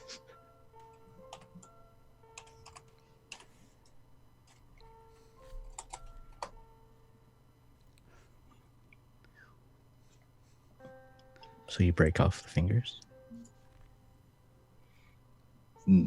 There's a growl in the back of his throat as he snaps the fingers. He snaps the hand until all that's left is literally just the arm beneath the wrist to the shoulder.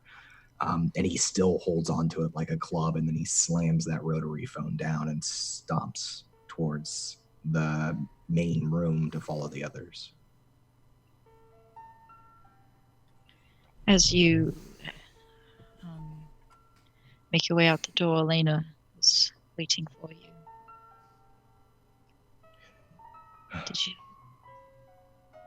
Did you hear it too? He leans very, very close, glances once over her shoulder to the others and then to her, and then he tells her a secret.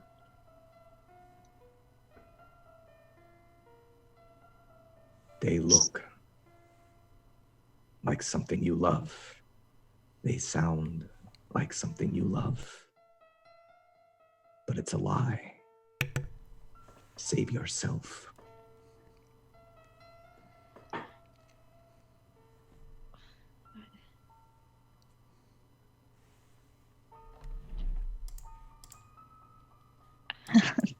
I'm sorry, how do you save yourself from something like that?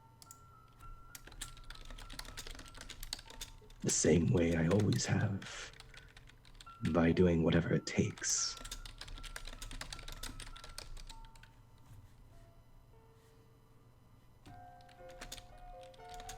Are they the whispers? Is that what I've been hearing?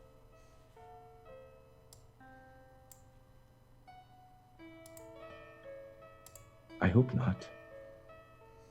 I hope that it's just stress, a touch of madness. Or maybe we're in hell, and we're all being punished. All right, what are you two whispering about over there? Arlo's arm, how it's missing, and how we all seem very calm about it. Yes, well, some of us are. Well, Melane's not the right room. Why don't we choose another? I ain't calm. I'm pissed. Well, don't be pissed at me. Oh, for taking my arm off? I would be, but... Yeah. Stay Oh, you know, out of this, Lewis. there's every chance you might have done me a favor if that took care of whatever was creeping up on me. If it was spreading, then yes. But of course, you did still take the arm. So that ain't going to be something I'm going to forget anytime soon. Well, you got it back. Let's choose a room and get moving.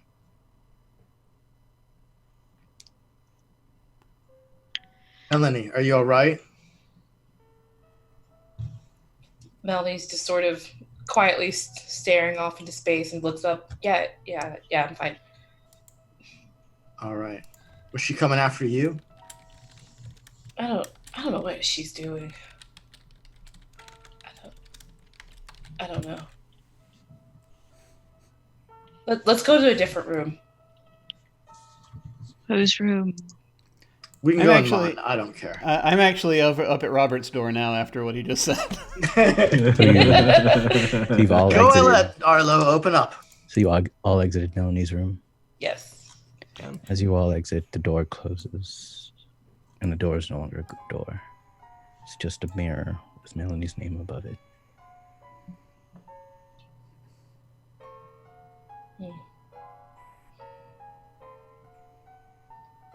Apparently, we have to solve all of these. Maybe that'll let us out now.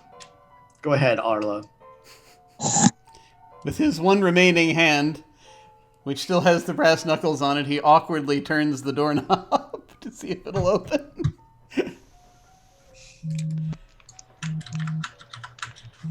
This is Robert's room? I think so. Yeah, I went up to Robert's room. Door opens, and can you roll me 46? Here we go. And I also have my moment, yes, so Yes. I'll roll that die as well. So 46 plus the moment die? Yes. Okay. So nothing there. Let's see what this does. A spectacular return to form for it seems.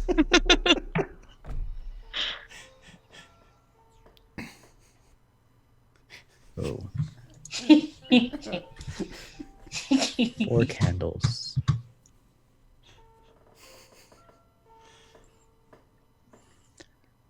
Arlo, give us the first truth as you open this door.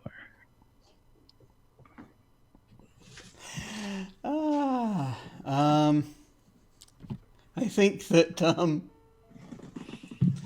a reflection of Robert is doing something terrible behind it. I mean, I know, shocking, right? Who'd have thunk?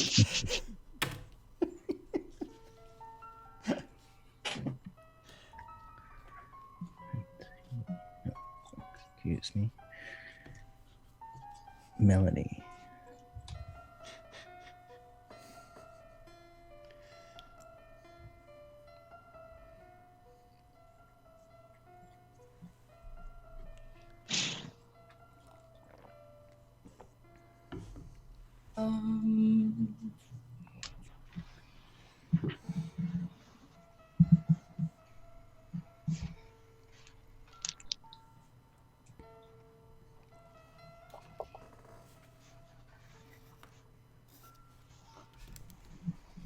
the people who have heard whispers throughout our time at the carnival, those whispers are sort of repeating themselves now more and faster.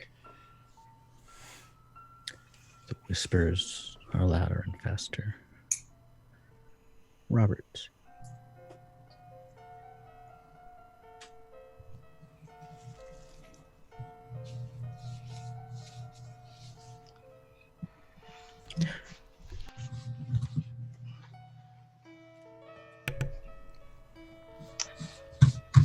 The whispers that are louder and faster for the people who have heard them have changed the words to say, "He lied. He lied." Whispers are saying he lied. And I shall take the final truth. Mm.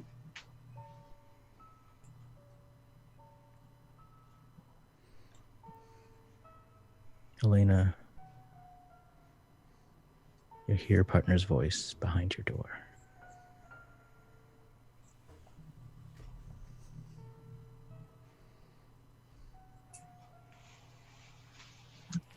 So as Arlo opens Robert's door,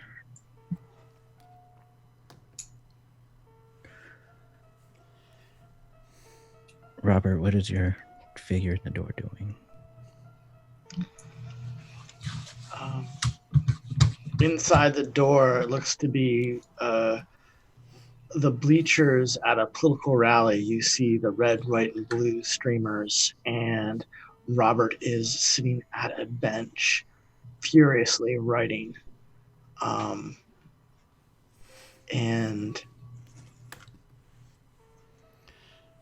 it looks like he's upset.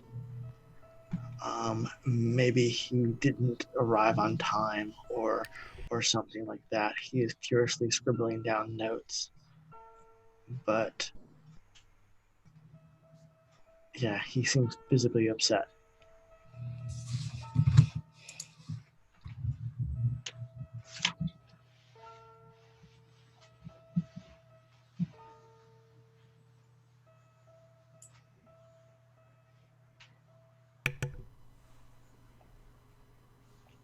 And Elena, you hear the whispers in your head saying, he lied. He lied.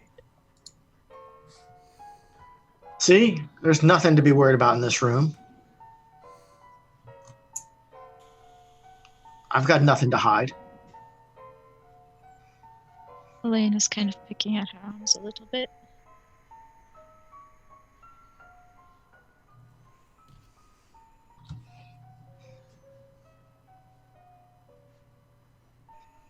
Arlo, what do you do as you see Robert's figure on this bench? Mm-hmm. I'm going to. I don't know if the other Robert is going to notice us as we come in, but I'm going to find out. I'm going to try to come around. I'm going to try to get up there and see if I can get around to see what he's writing.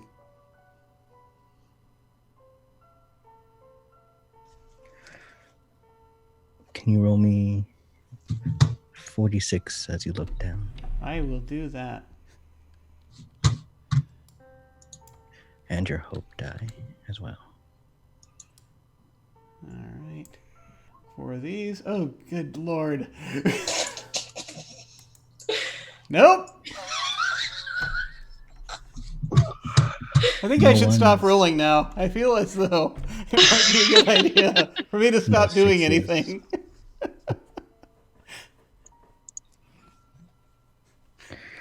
You're now down to 3 candles.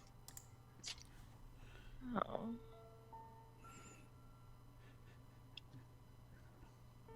Arlo. Yeah? First truth. Oh, yes, there's the truth. Okay. Yeah. I think the notebook has something terrible and implicating about Robert on the page that Arlo is reading. Can I tell you what that is?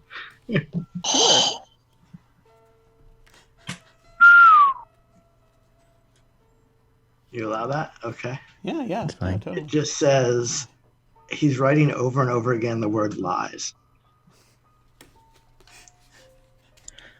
Like whatever he's recording obviously isn't the truth.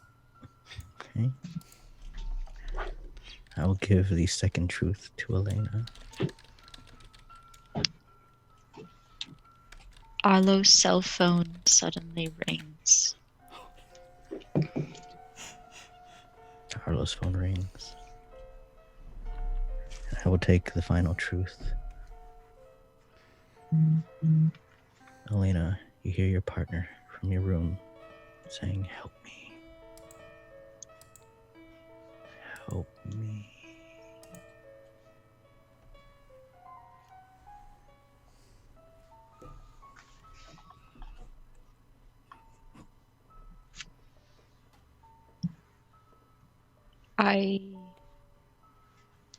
I walk toward my door.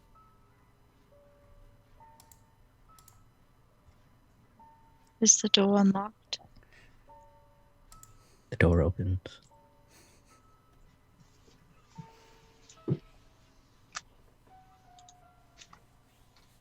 Laura?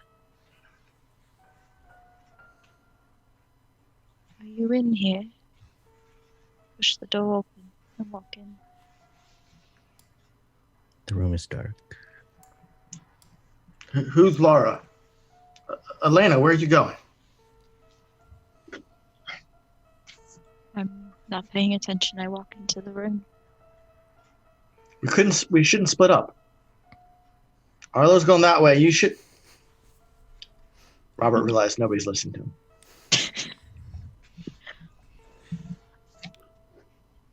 Elena, you can barely make out the room.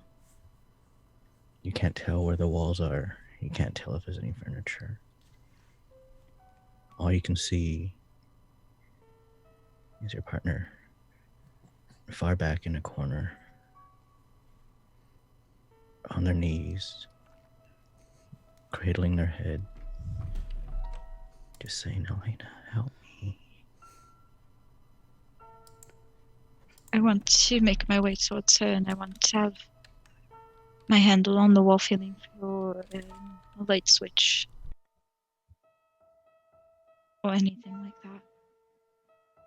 Roll me 3d6.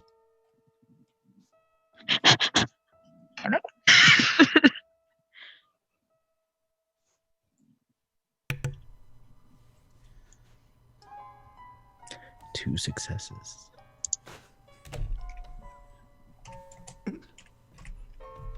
I find the light switch. Oops. You do find a light switch.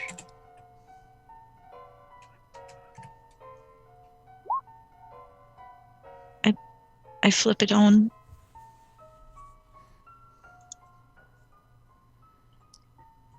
It's your room. With your partner in the corner. I go over to her immediately. Is she hurt? Is there anything wrong?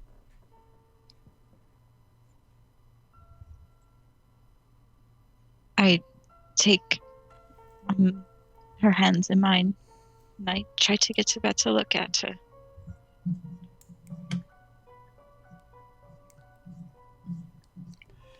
She pulls her hand back, and she just looks at you and says, "What did you do?"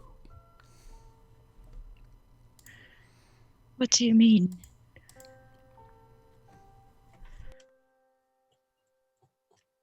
What did you do? You need to help me get out of... Did they get to you?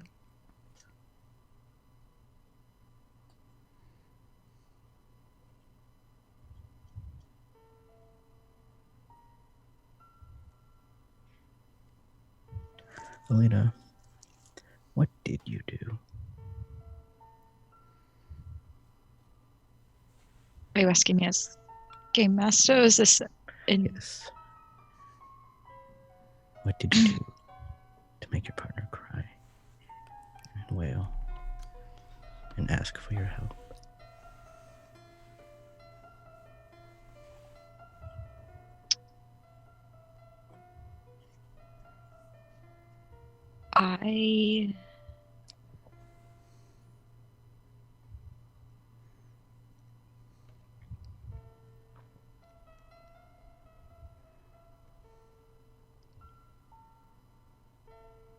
I made a lot of money off a contract I got from a sponsor, and I knew that Laura needed it,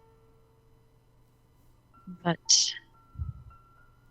it could have helped her family, her sister in particular, but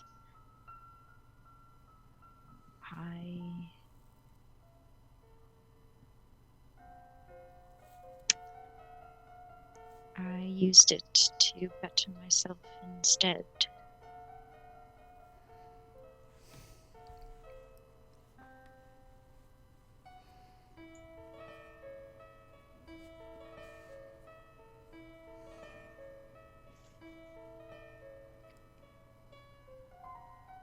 She doesn't answer your question.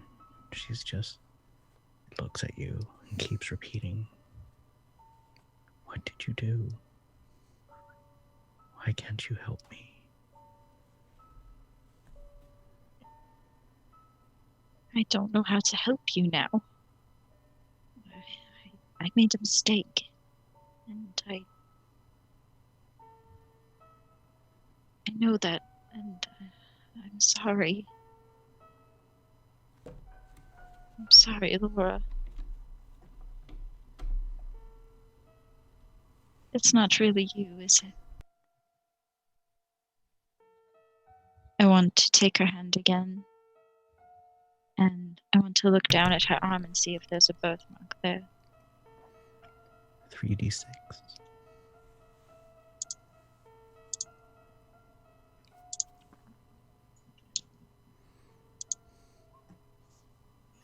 One success, one failure.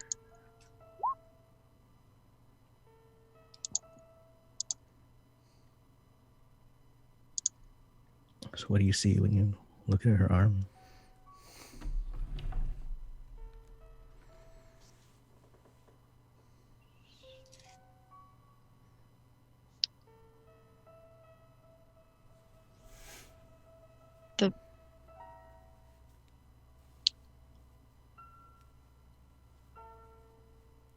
The birthmark is there, but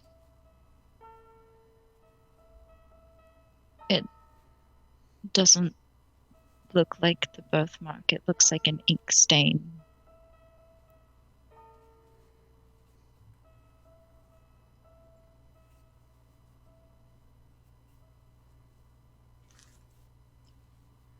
You see this ink stain as you realize you're clutching a mannequin's hands.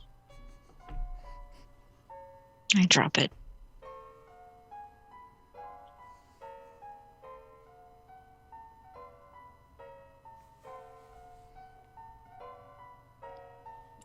Robert, as you realize no one is listening to you, what do you do?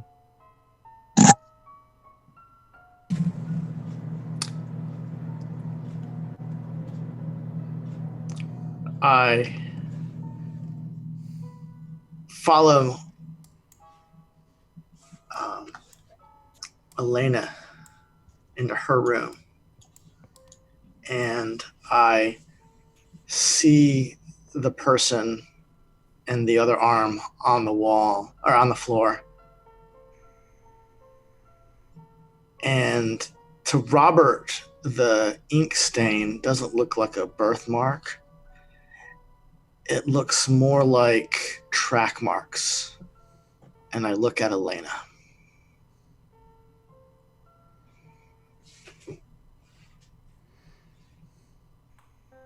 Accusingly.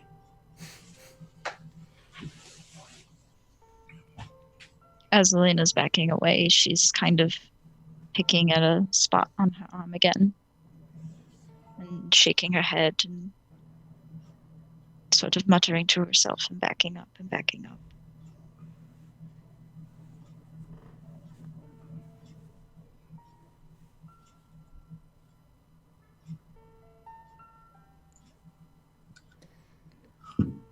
Do you all exit the room?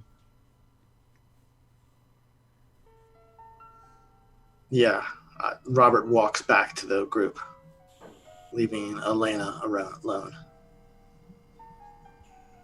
Go sit on the floor.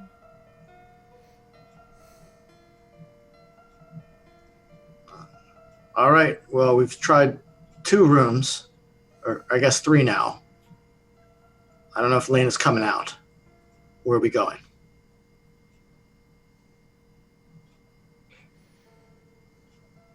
We're not just going to leave her in there. Why not?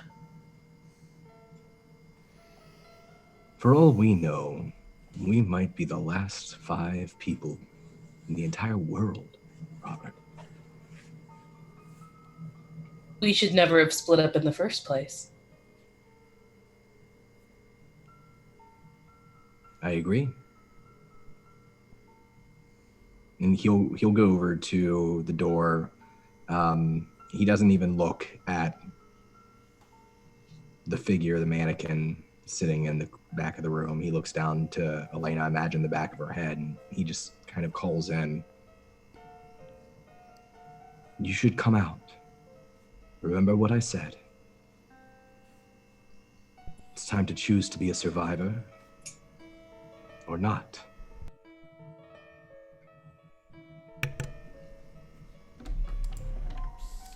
Okay. And I'll nod and slowly stand up. While Lewis is doing that, Robert walks to Lewis's door and just opens it.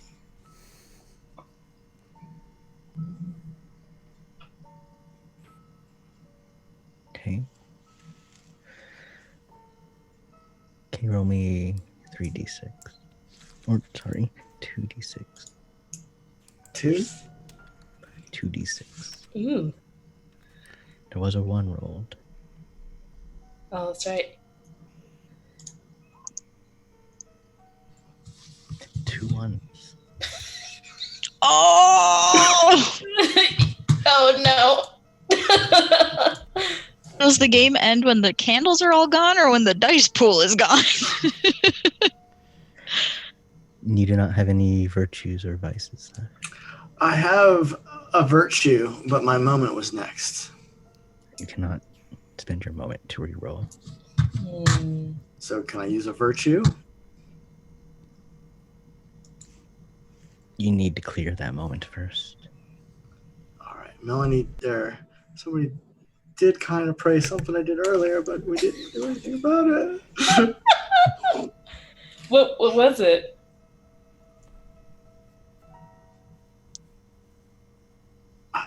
When we were going out of all the rooms, it's not important. We skipped over it. It's all right. So we are by 3 candles left.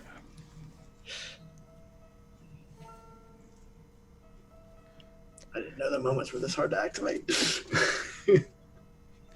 Robert. Gives our first truth.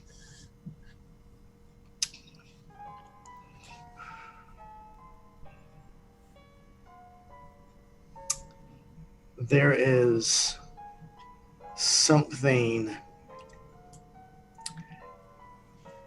obviously dangerous in Lewis's room.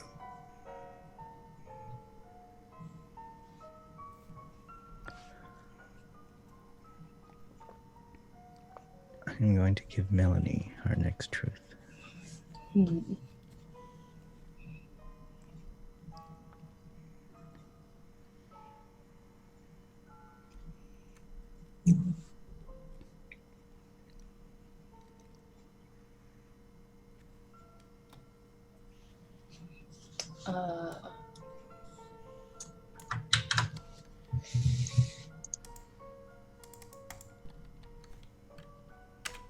if the next room, if everyone goes in the next room, the door will close and lock behind us. Okay. 1 second.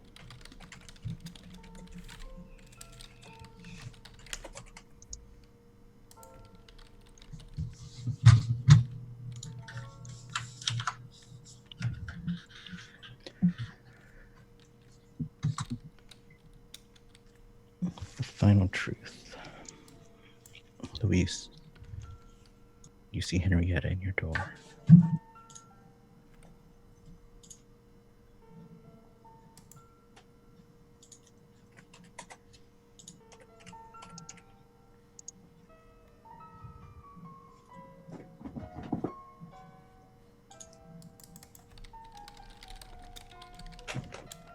Lewis turns when Robert opens his door, and he sees Henrietta there right at the door.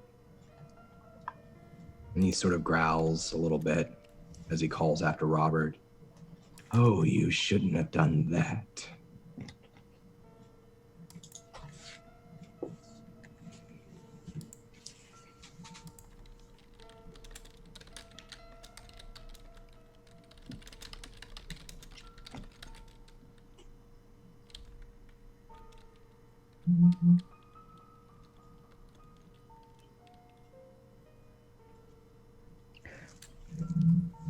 You do anything as Luis says this, Robert?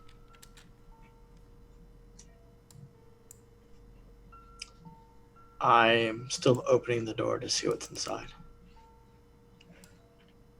You see a woman inside.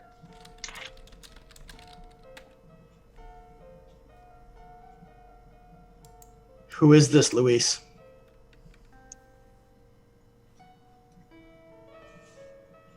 He crosses the circular room with long strides, his boots heavy against the ground. And he'll try to move past Robert into the room to Henrietta. If Robert allows for him to pass. Who is this? Them. He says, blocking you away. Yeah, Them? He says them and tries to push past. Robert lets you pass.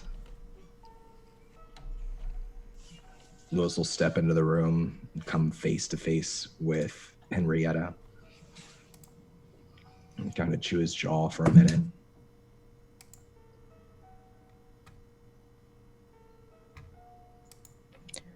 And Henrietta's just staring at you accusingly. Who is this, Luis?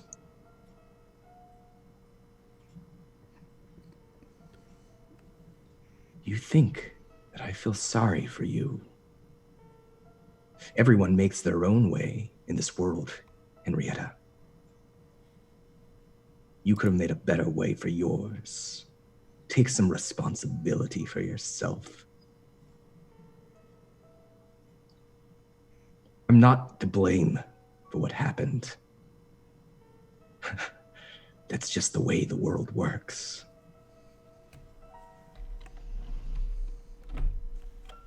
But there is something in his eyes that's conflicted. Robert, hearing the tone of his voice, the strong sort of very authoritarian, corruption of power that he hears, he steps out of the room and closes the door with Lewis inside. Alone. I don't think Lewis even hears the door close. He just begins to try to bash in Henrietta with that mannequin arm that he has. Can you roll me 3d6, please?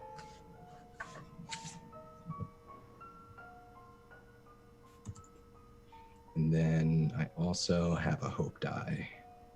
Oh, that's the wrong one. So 2 successes. 2 successes.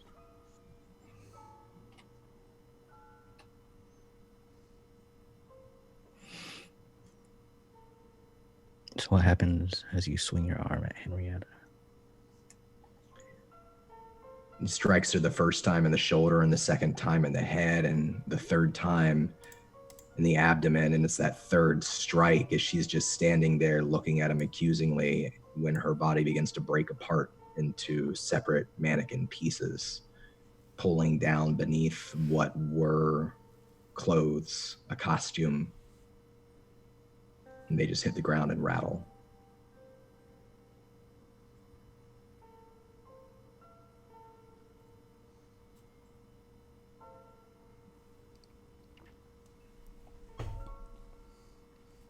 As the pieces hit the ground and rattle, they seem to break into dust. Some of the pieces break into coin, some into paper. It seems to have fallen apart into, seems like money. As you turn around, there's no door anymore. Just Henrietta staring back at you.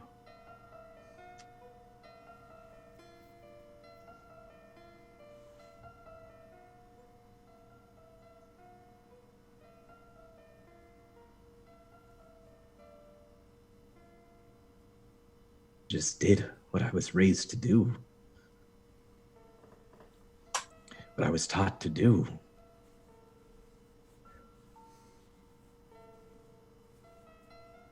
You're not going to get an apology from me.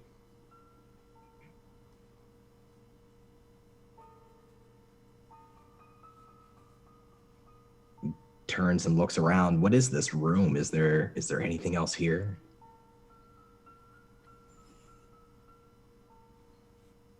The room is Henrietta's house. It's where she now lives. As you look at the papers on the ground, it was her signed investment papers. But it looks like they've gone through a shredder.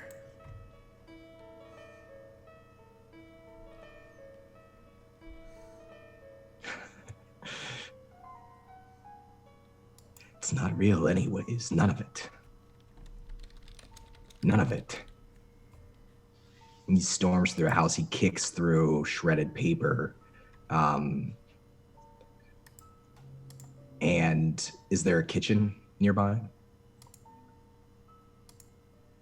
There is no door to this room. To this house. It's as if you're only in her living room.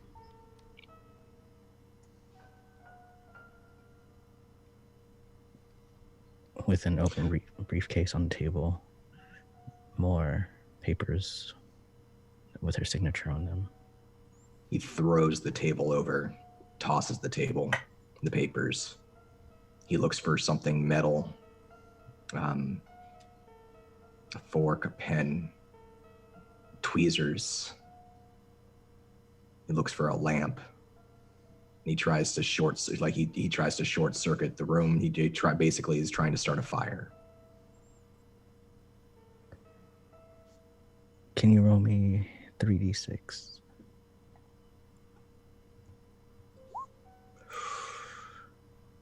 Two ones, no sixes. And can I use my vice of being compulsive to re-roll those ones? Yes, you can. Okay, so I roll 2d6. 2d6. 2 ones.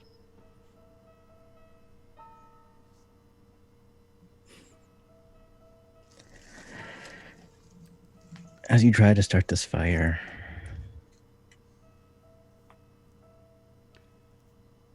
you look into the mirror and all you see is Henrietta's eyes staring at you. You yourself can't start the fire.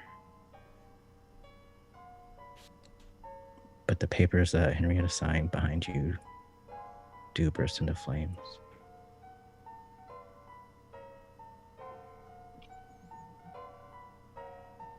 You can feel the smoke entering your lungs.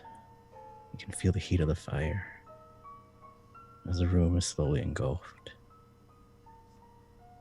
There are no windows, there's no doors, only this mirror.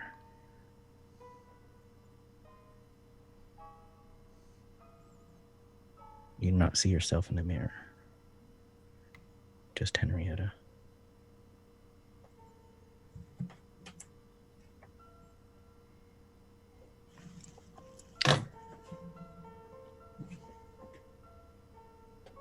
Two candles left.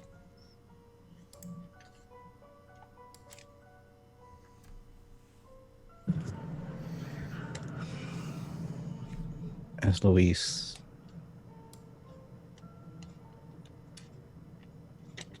is now being engulfed in these flames, in the smoke, I will take the first truth.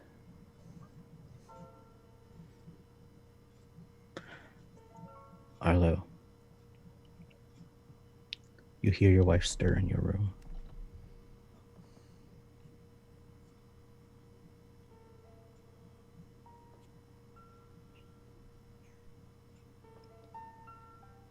Robert, please give us the last truth.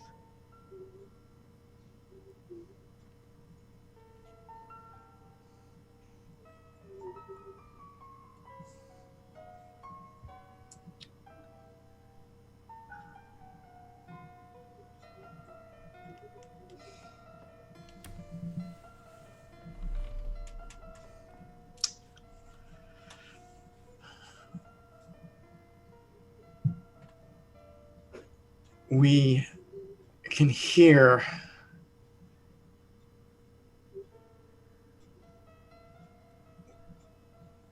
the fire from Luis's room and any noise that he makes from inside, but the door doesn't open.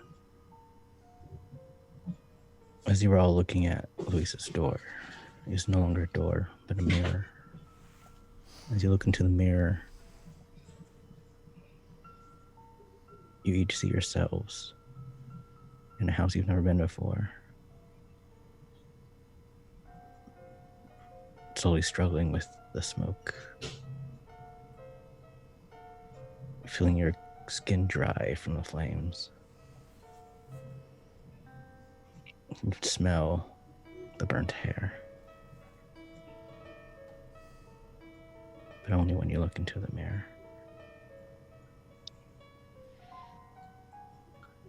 Arla, okay. Clearly he was a bad man. All right. Let's move on. I am already at my door. I actually want to go back into... Well, I didn't really leave my room. I was just sort of at the door watching. I want to turn back and check under the mattress for the way that I bettered myself.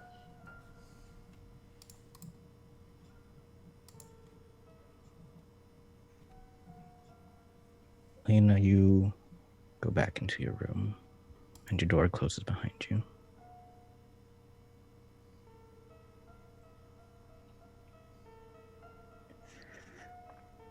Can you roll me 2d6 as you look under the mattress?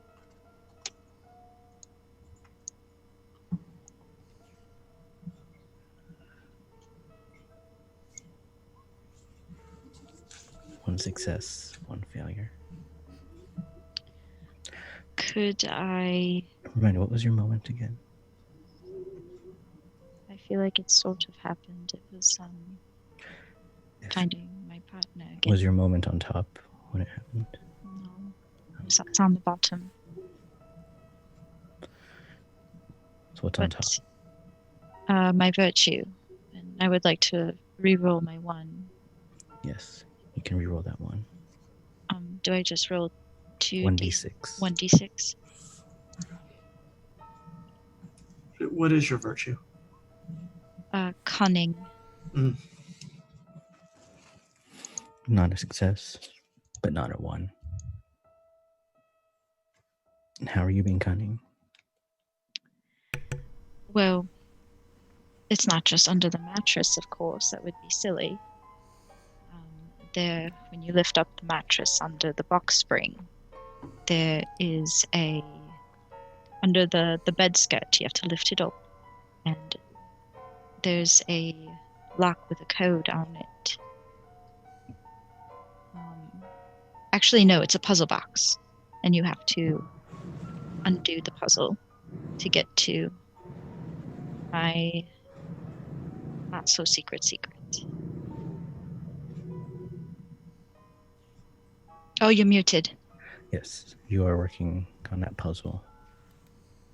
And Arlo, you're walking to your room. Yeah, I'm gonna open the door, and yeah, I don't think he actually cares at this point, because this is the one thing happened that's going to deter him from being a total utter bastard. He hears his wife, so he's going to. Is there anyone still in the greater funhouse, or is it? Because I know Elena's in. Robert and Melania. Yeah. Melanie. Yeah, we're still in the main room. So Arlo's going to slowly. He's going to dip his head, and he's going to. He's going to turn before he opens the door, and he's going to look at. There's this look in his eyes where it's like it's not like it was. It was he's been mean like this whole night almost, but he does this. There's this almost little desperation, and he says he'll say to Robert, "I do reckon what you did was a good thing."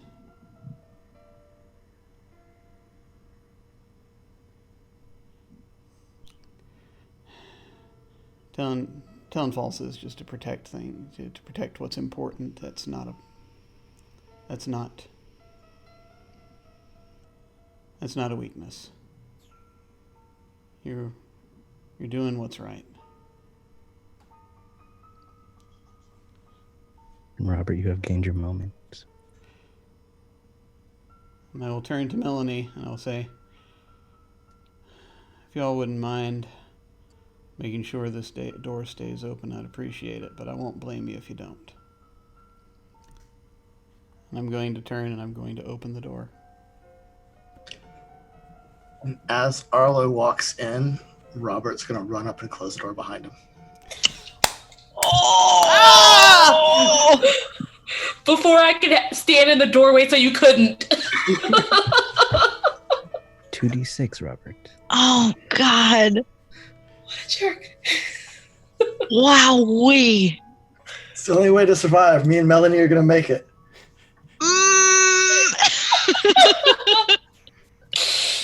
We'll see. Oh. 1 success. And your hope die. Yeah, use that hope die that I just gave you. He gives you hope, you take away his. Oh. Success. 1 success.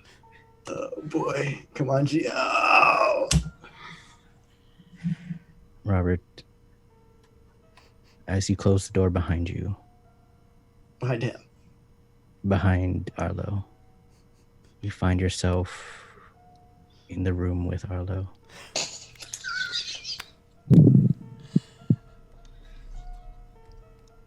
What? Where are we? Wait, how did I get on this side? What's going on? I reckon you're being judged too. For what? Well, you for yours, but well, as for me, that's a little more complicated. Is the Is the person tied to the chair still here, or is this a different scenario now? That is your wife in the chair. Oh. She's looking at you with pleading eyes. Huh. She's bound and gagged. Oh, this never There's a pit happened. next to her. And a bag of concrete. I'm just walk up toward her. No, this didn't happen this way. It wasn't her. Robert sees Arlo, sees the girl, sees the pit, and he thinks really hard about pushing Arlo in. He looks instead for another way out. Sheila, I never meant for you to get involved in any of this. I never meant you to know anything about this. I don't know what the hell they're playing at. You're saying this to Sheila as she looks at you and she moves her mouth around to take the gag out. I'll help her. It's my one remaining hand, awkwardly. She just looks you in the eye and says, "Just finish it, Arlo. You fucked everything else up. Just finish this as well."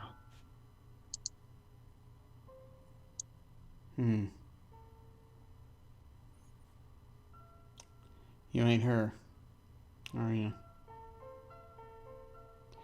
That don't matter though, I suppose. I was gonna give you all them. But no. No, you coming here using her face? No. Then you hear I think I'd rather just finish. your wife in their voice say, "To join us, become your fear."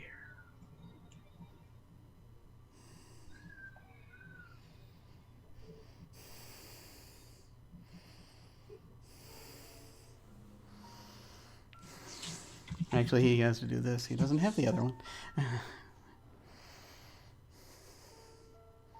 That's the price, huh? That's the price, whatever it takes. Don't do it, Arlo. And it's not her. It ain't her at all. This never happened. It wasn't her. It was somebody else. And I can't even remember their name. You gotta protect your interests, you know. It's the only way you can get ahead against people like that. Burn an asshole in the other room.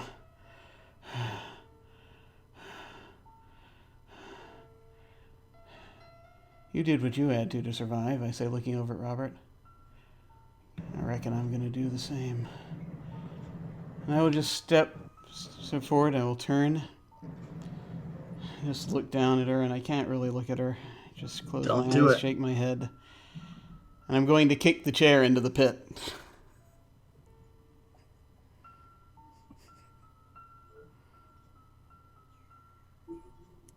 As you kick the chair into the pit, darkness starts to spew out. Robert. Engulfs Arlo.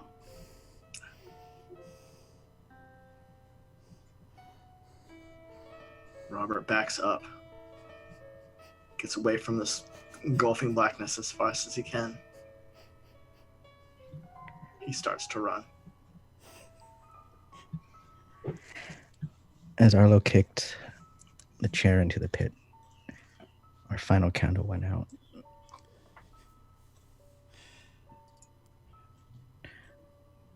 Robert, you would care to roll to narrate how you go.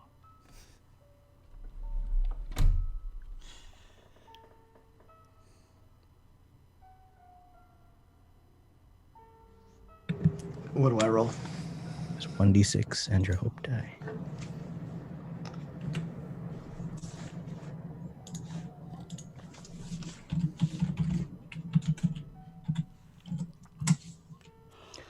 No successes. Robert, as you were engulfed by this darkness,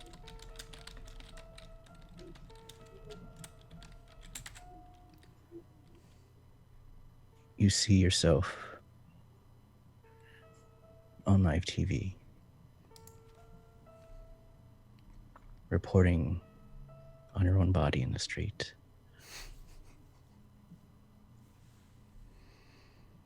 You're simultaneously looking up at yourself as you're dead on the ground, while you are staring at yourself down and reporting into the camera what is going on.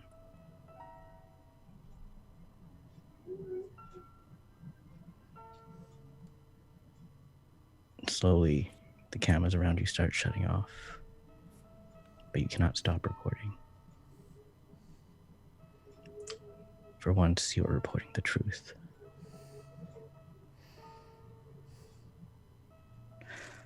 Elena,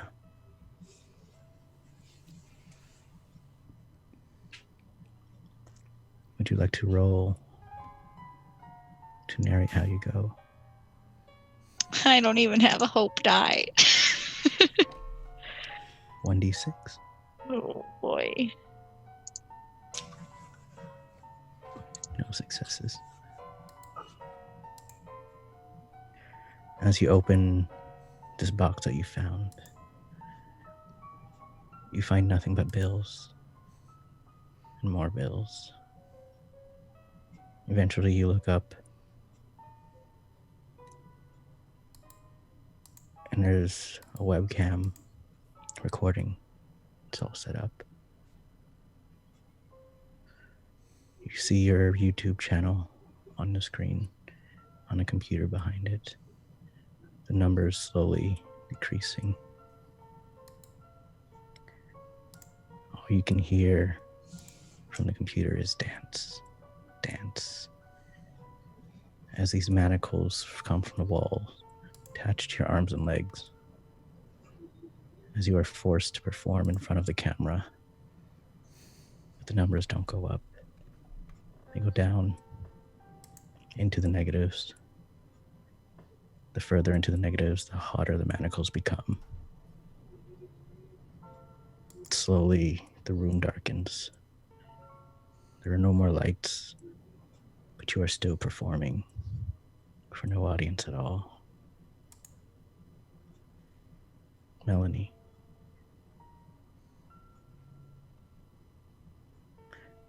Would you like to roll to narrate how you go?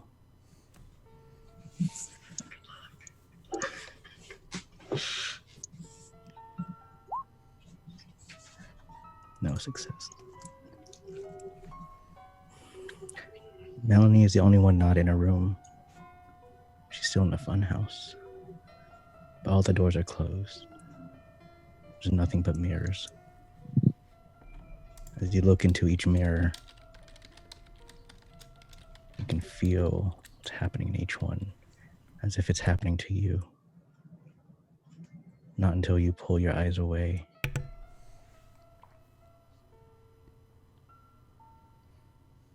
Then all the mirrors break and shatter. As the lights slowly dim, you can feel someone behind you. As you look around, it's Bob.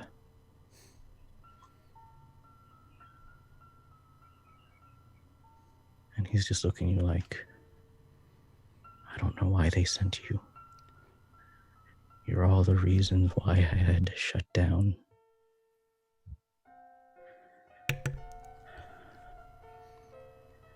Slowly, Bob opens his mouth to speak more, but nothing comes out except for darkness. Darkness is spewing out of his mouth, slowly engulfing the room, engulfing you like a tarry liquid that you just can't pull away from. Bob becomes Anna. And Anna just walks towards you as everything becomes black. And that is where we shall end. And we all have some final messages we had before we went off on this final. I believe we shall start with Melanie.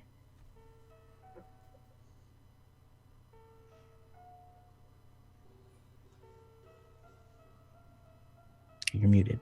You're muted. Forever muted. If there's anyone left to hear this, I didn't expect to live, and I must not have. I have regrets. I have so many regrets. Everyone has them, right? There must be something. But anyway, I have so many things that I've done, and many of them I'm not proud of, but I don't want to go into all of that. But I do want to say I'm sorry. Before the end, before they came, I was already a liar. I was already hurting people, and yet my end is well-deserved and couldn't have happened to someone more awful than myself. I say this because of Anna. Anna, you were my best friend, and I lied and lied and lied and continued to lie until you felt you had nothing left. The pain, the betrayal you must have felt, knowing that someone that you loved did something horrible, it must have been painful. And then you did what you did to yourself, to your family. I led you to all of this, and if it makes any difference at all, I'm sorry for everything, and I hope that somewhere out there that there's forgiveness. And that's it. The recordings of everyone else. What was that? Shit. Okay, I don't have much time, but I think I have a few minutes before they find me again. And there's some things that I need to tell you. My darling, darling boy. Oh, Harold. I suppose you won't really remember me very well as you get older. Maybe that's for the best. I've not been very involved in your life. It's not that I don't care. It's more that I'm a very wealthy man, Harold, and being powerful means, never mind. Doesn't matter. Here is what I want to say to you, Harold. There's a darkness in you, same as there is in me. I murdered my first man when I was just 14 years old. He was this elderly man, sagging skin, who smelled of canned beans and urine, and he frightened me very much. Every day I'd come home from boarding school and he'd be on the corner of Bourbon and Canal Street. He'd shake his little cup at me and stare at me with these big, bulging eyes. When I strangled him, it was in broad daylight. People saw, nobody said a word. I returned home to tell my father, Louis Delgado II, of what I'd done. And do you know what my father said to me, Harold? The next time you want to break a law, don't be an idiot. We are Delgados. We have men to take risks for us. And I think that pretty much summed up my life, what it was like, stuck behind the walls of a castle in New Orleans, never truly experiencing music or love or passion, only wealth. I slip up now and again. I know I shouldn't risk it, but there's something that feels so good about doing something bad and maybe getting caught. Well, you'll find out when you get older. After all, son, you're a Delgado too. There's a darkness in you. And Harold, this is what I'm calling to tell you. I think that I might die soon. There's something here. Something that frightens me. And if I do die, I wanted you to know that you will not be receiving an inheritance beyond the house you live in and a modest stipend to keep Henrietta on to care for you. The rest of the Delgado legacy will not go to charity or to science or back into the company. I'm having that money collected and burned. I'm selling all of our shares in Coca-Cola, and I'm destroying our assets. Congratulations, son. You get to choose what you want out of this life. I don't really care what you choose. I suppose I'm not a very good father. And please, please, do not delete this voicemail. I don't like the thought that no one will ever hear me speak again. It sounds lonely. That's all. Good night, Harold. Have a good life. They say that when you die, your life flashes before your eyes. In like a movie, you see all of your mistakes, all your successes, all your everythings, I guess. And normally when people die, the world goes on. And people are going about their business. The world keeps turning, time goes on, all that rubbish. What happens when everything ends all at once? What happens when the world doesn't keep going? It all feels like it's so short and happening so fast. And I spent so many years talking in front of people, you know, and recording this isn't strange to me. It's almost sort of familiar, and, you know, talking into the void and whatnot, except this time I don't know if anyone's going to hear it. I could quite literally be talking to no one at all, because if this is being heard, it means that we failed, and that there's nothing left, and that they're coming, and they won't stop. And if everything ends all at once, do you even have time for your Holland's opus? Do you have time to cross over, go to whatever fairy tale magical place we're supposed to go when we die? And I don't know.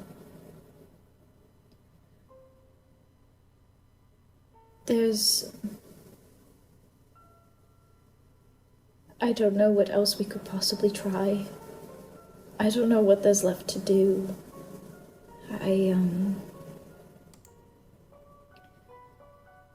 My name is Elena Mortimer, and this is as close to a Holland's opus as I'm going to get. Because I'm sure that soon it'll be over for me and the others here. I don't want to end with regrets. I don't want to leave this world for wherever I'm going next, if I go anywhere next, with all these questions, but I have questions, and I don't know where I'm really going with this. Other than, if you're still here and you're still fighting, don't wait for the last moment to say, I could have or I should have. Just do it. Do what you must to survive. To keep on keeping on, as they say, and I don't know, fight for your Holland's opus, I guess. Robert Hughes here. In the end, I don't regret what I've done. I did what I thought was right at the time. I can't go second-guessing my actions. I did my best. I will make it through this. I always do. I believe I'll come out stronger on the other side. I know it. Hey, Sheila. It's Arlo. I don't know if you're going to get this, but if you're hearing this, that means I didn't make it. You always said my distractions would do me in one day, and well, this is me telling you, you were right. I know that's something you never expected to hear. I'm sorry I wasn't there for you and the kids as much as I could have been. I reckon you're going to hear a bunch of stuff about me in the days to come. I'll probably answer some of the questions why and what exactly I was doing. But I just want you to know that no matter what you hear, everything I did for you and Emma and Danny. I've done a lot of things I'm not proud of, but marrying you was the best thing I ever did, and I wouldn't trade the time we had for anything in the world. I gotta go now. I reckon the devil's coming for his due. Tell our children I love them, and I love you more than anything in the world. Goodbye.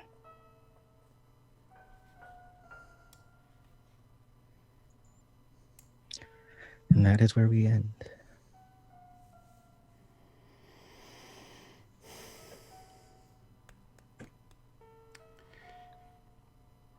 All right. Shall we snuff out that last candle? Yes. Well, that was great, everybody. All right. Well, let me just change this up and seize control of the board here for just a second, if I may. Well, folks, there we are. 10 candles. Wild, seeing that, playing this, gave me a great appreciation for how you actually do this. So thank you so much. Oh man, that was intense. That was very intense. Yeah, it was a lot. Ah, excellent. Well, as we go through our little our bits of ending and perhaps ending cum decompression, we're gonna go around. We're gonna do our outros, and it's basically feel free to plug anything you like, tell folks where they can find you, and any thoughts you had about this session. When Pope played this and played other things, and on this channel, he kind of came up with a great suggestion, which is to do the plugs first and then the emotions second, which I will probably be doing, but feel free to do as you like. But we're going to go around counterclockwise now, and we shall start with our GM, Wild. Yes, hi. Thank you. You can find me on Tuesdays on Greyhawk channel for some D&D, Thursdays on Welcome to the Party for some Masks of the New Generation, and Fridays as well, where I GM my own game of Masks, and on Saturdays here on Other Doc for some Invisible Sun. And I just say thank you all. That was lovely. You all craft a beautiful, horrible story. Oh yes, nothing more. There's nothing more terrible you can do to a player than what they do to themselves. Excellent job. That was great. All right, and hey Don, how's it going? Good. I had a blast. I love the game mechanics, how everything just slowly gets tighter and tighter and tighter as the story goes on. And I did this in reverse, but I'll decompress first. I really loved that we didn't really talk to each other very much about our characters ahead of time. Like the bare minimum was said amongst the group, and somehow we all had this underlying theme of guilt or sin, you know. So to see that slowly come out in each character as the session went on, in a personal way, I thought was really compelling. And I really enjoyed watching everybody's stories kind of unravel and then go into black at the end. So yeah, I had a really good time. Thank you for having me on your channel, and it was really great to get to play with everybody. I haven't got, but other than Jim, I don't think I've played with any of you before, and it was a blast. So thank you for having me. You can follow me on Twitter at Donathan Fry. I GM other games. I write adventures for various publishers. Sometimes I self-publish on DM's Guild. And anything I do there, it's on my Twitter, so you can just find it there. And thanks again for having me. Well, thank you so much for coming. I was hoping you'd be able to play in one of the games on this channel at some point, and finally we managed it. And so thank you so much. It was an absolute delight. You're welcome anytime. You're all welcome anytime, in fact. Cole. I'm also going to decompress first. This was my first time playing this game, and I have to agree with Don. Like, when we were talking in chat, it was literally like a name and one fact about the character. Like, we knew nothing about them. And I don't know, just like, we didn't plan like everyone kind of having that like really heavy baggage, but like, I don't know, like the way it all came together at the end was just like, it was really good. And I'm a big, fraidy cat, and I wasn't scared or anything. I felt very safe with these people, and Wild is a lovely DM. And you can find me over on Twitter at Cole Morial. I am an artist, and I draw things sometimes, and you can also catch me on Tuesdays over at Featherfall Tabletop for The Gods We Know, DM'd by Adam Radford, who is our lovely GM for that game. I feel like I'm in other things, and I suddenly don't remember, but that's the one consistent thing that I'm in. So I also stream over on Variant Roles, so I'll pop in around there, and I'll probably be back here because I have no self-control, and every time I see something that's like, sign up for this, I'm like, okay. So that's me. Excellent. Good. Thank you so much for coming. It was a pleasure to get to meet you and have you on here. Yeah, thank you so much for having me. Yay! I loved your character. It was great. Hey, Andrew. Hi. I'll decompress first too and say that it was a lot of fun playing with all of you guys. I really liked it. Like you said, we all kind of sort of played off of each other very well, and sort of getting to have everybody have their own little stories and stuff like that. The one thing with Robert that I had going was that he was lucky, was this virtue that we never got to, and so I wanted to make him sort of think that no matter what, he would make it out, because everything always worked out for him. And so that's what I was trying to sort of play at the end, like, he's lucky, it's gonna happen, so don't worry. He's never felt like he was in danger. But I thought that was really fun playing off with everybody else with. I can be found at my20sidedlife.com. I don't really do much on here on Twitch other than host a podcast with Jim every once in a while called The Cyphercast.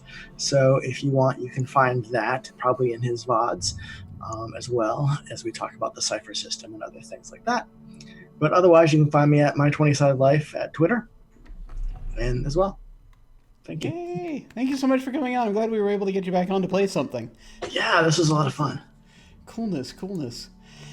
And Mem. Hey guys, so I'm Uncertain Memory. This is my second time doing any sort of role playing ever. What? Yeah. My first time was last weekend. What? I had no idea. Yeah, you did so good. Thank you. I was super nervous again. And like last week I was like, I don't know how to use Roll20, so it was even more fun. But everyone was really nice. It was really easy to just sort of jump in, and like the story just sort of picked up steam and like went at a good pace, and it was really good. I had a really good time. There was a lot of tension, but like in a good way. And I'm a horror junkie, and so like every now and then there was something just spooky, and I was like, oh, just thinking about it in my head, I really felt it and really enjoyed it. So I had a really good time. So thank you all so much. I really loved this, and I'm like, I want to do it again, like right now, right this second. That's the curse of one shot. Yes. It's like, wait, are we not doing this again next week? What do you mean? Right? Like, I've got time. This is my schedule, guys. This is my schedule. But I'm actually typically a streamer. I would call myself a horror streamer, except lately all I stream is farming and like my actual garden. But you can find me on Twitter at UncertainMem, because somebody else is Uncertain Memory. Oh, I hate when that happens. It's the worst. I should tell them to give me the name. But thank you all so much. Thank you, Jim, for having me again after the first time.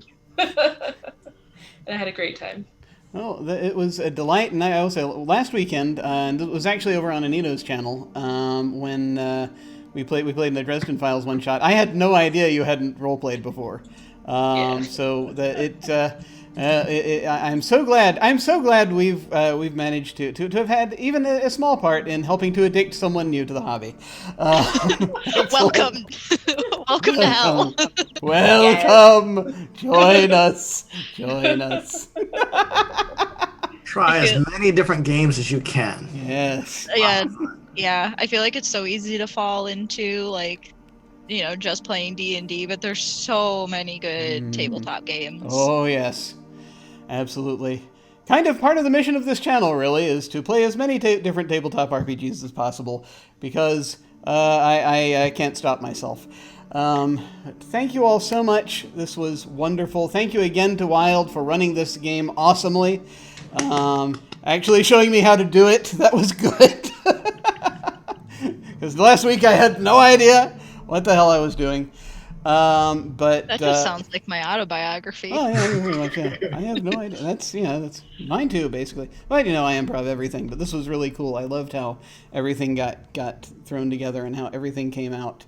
Pretty much by the end, just everybody's stories got a lot of spotlight time, and it was excellent. It's a hard thing to spin those plates.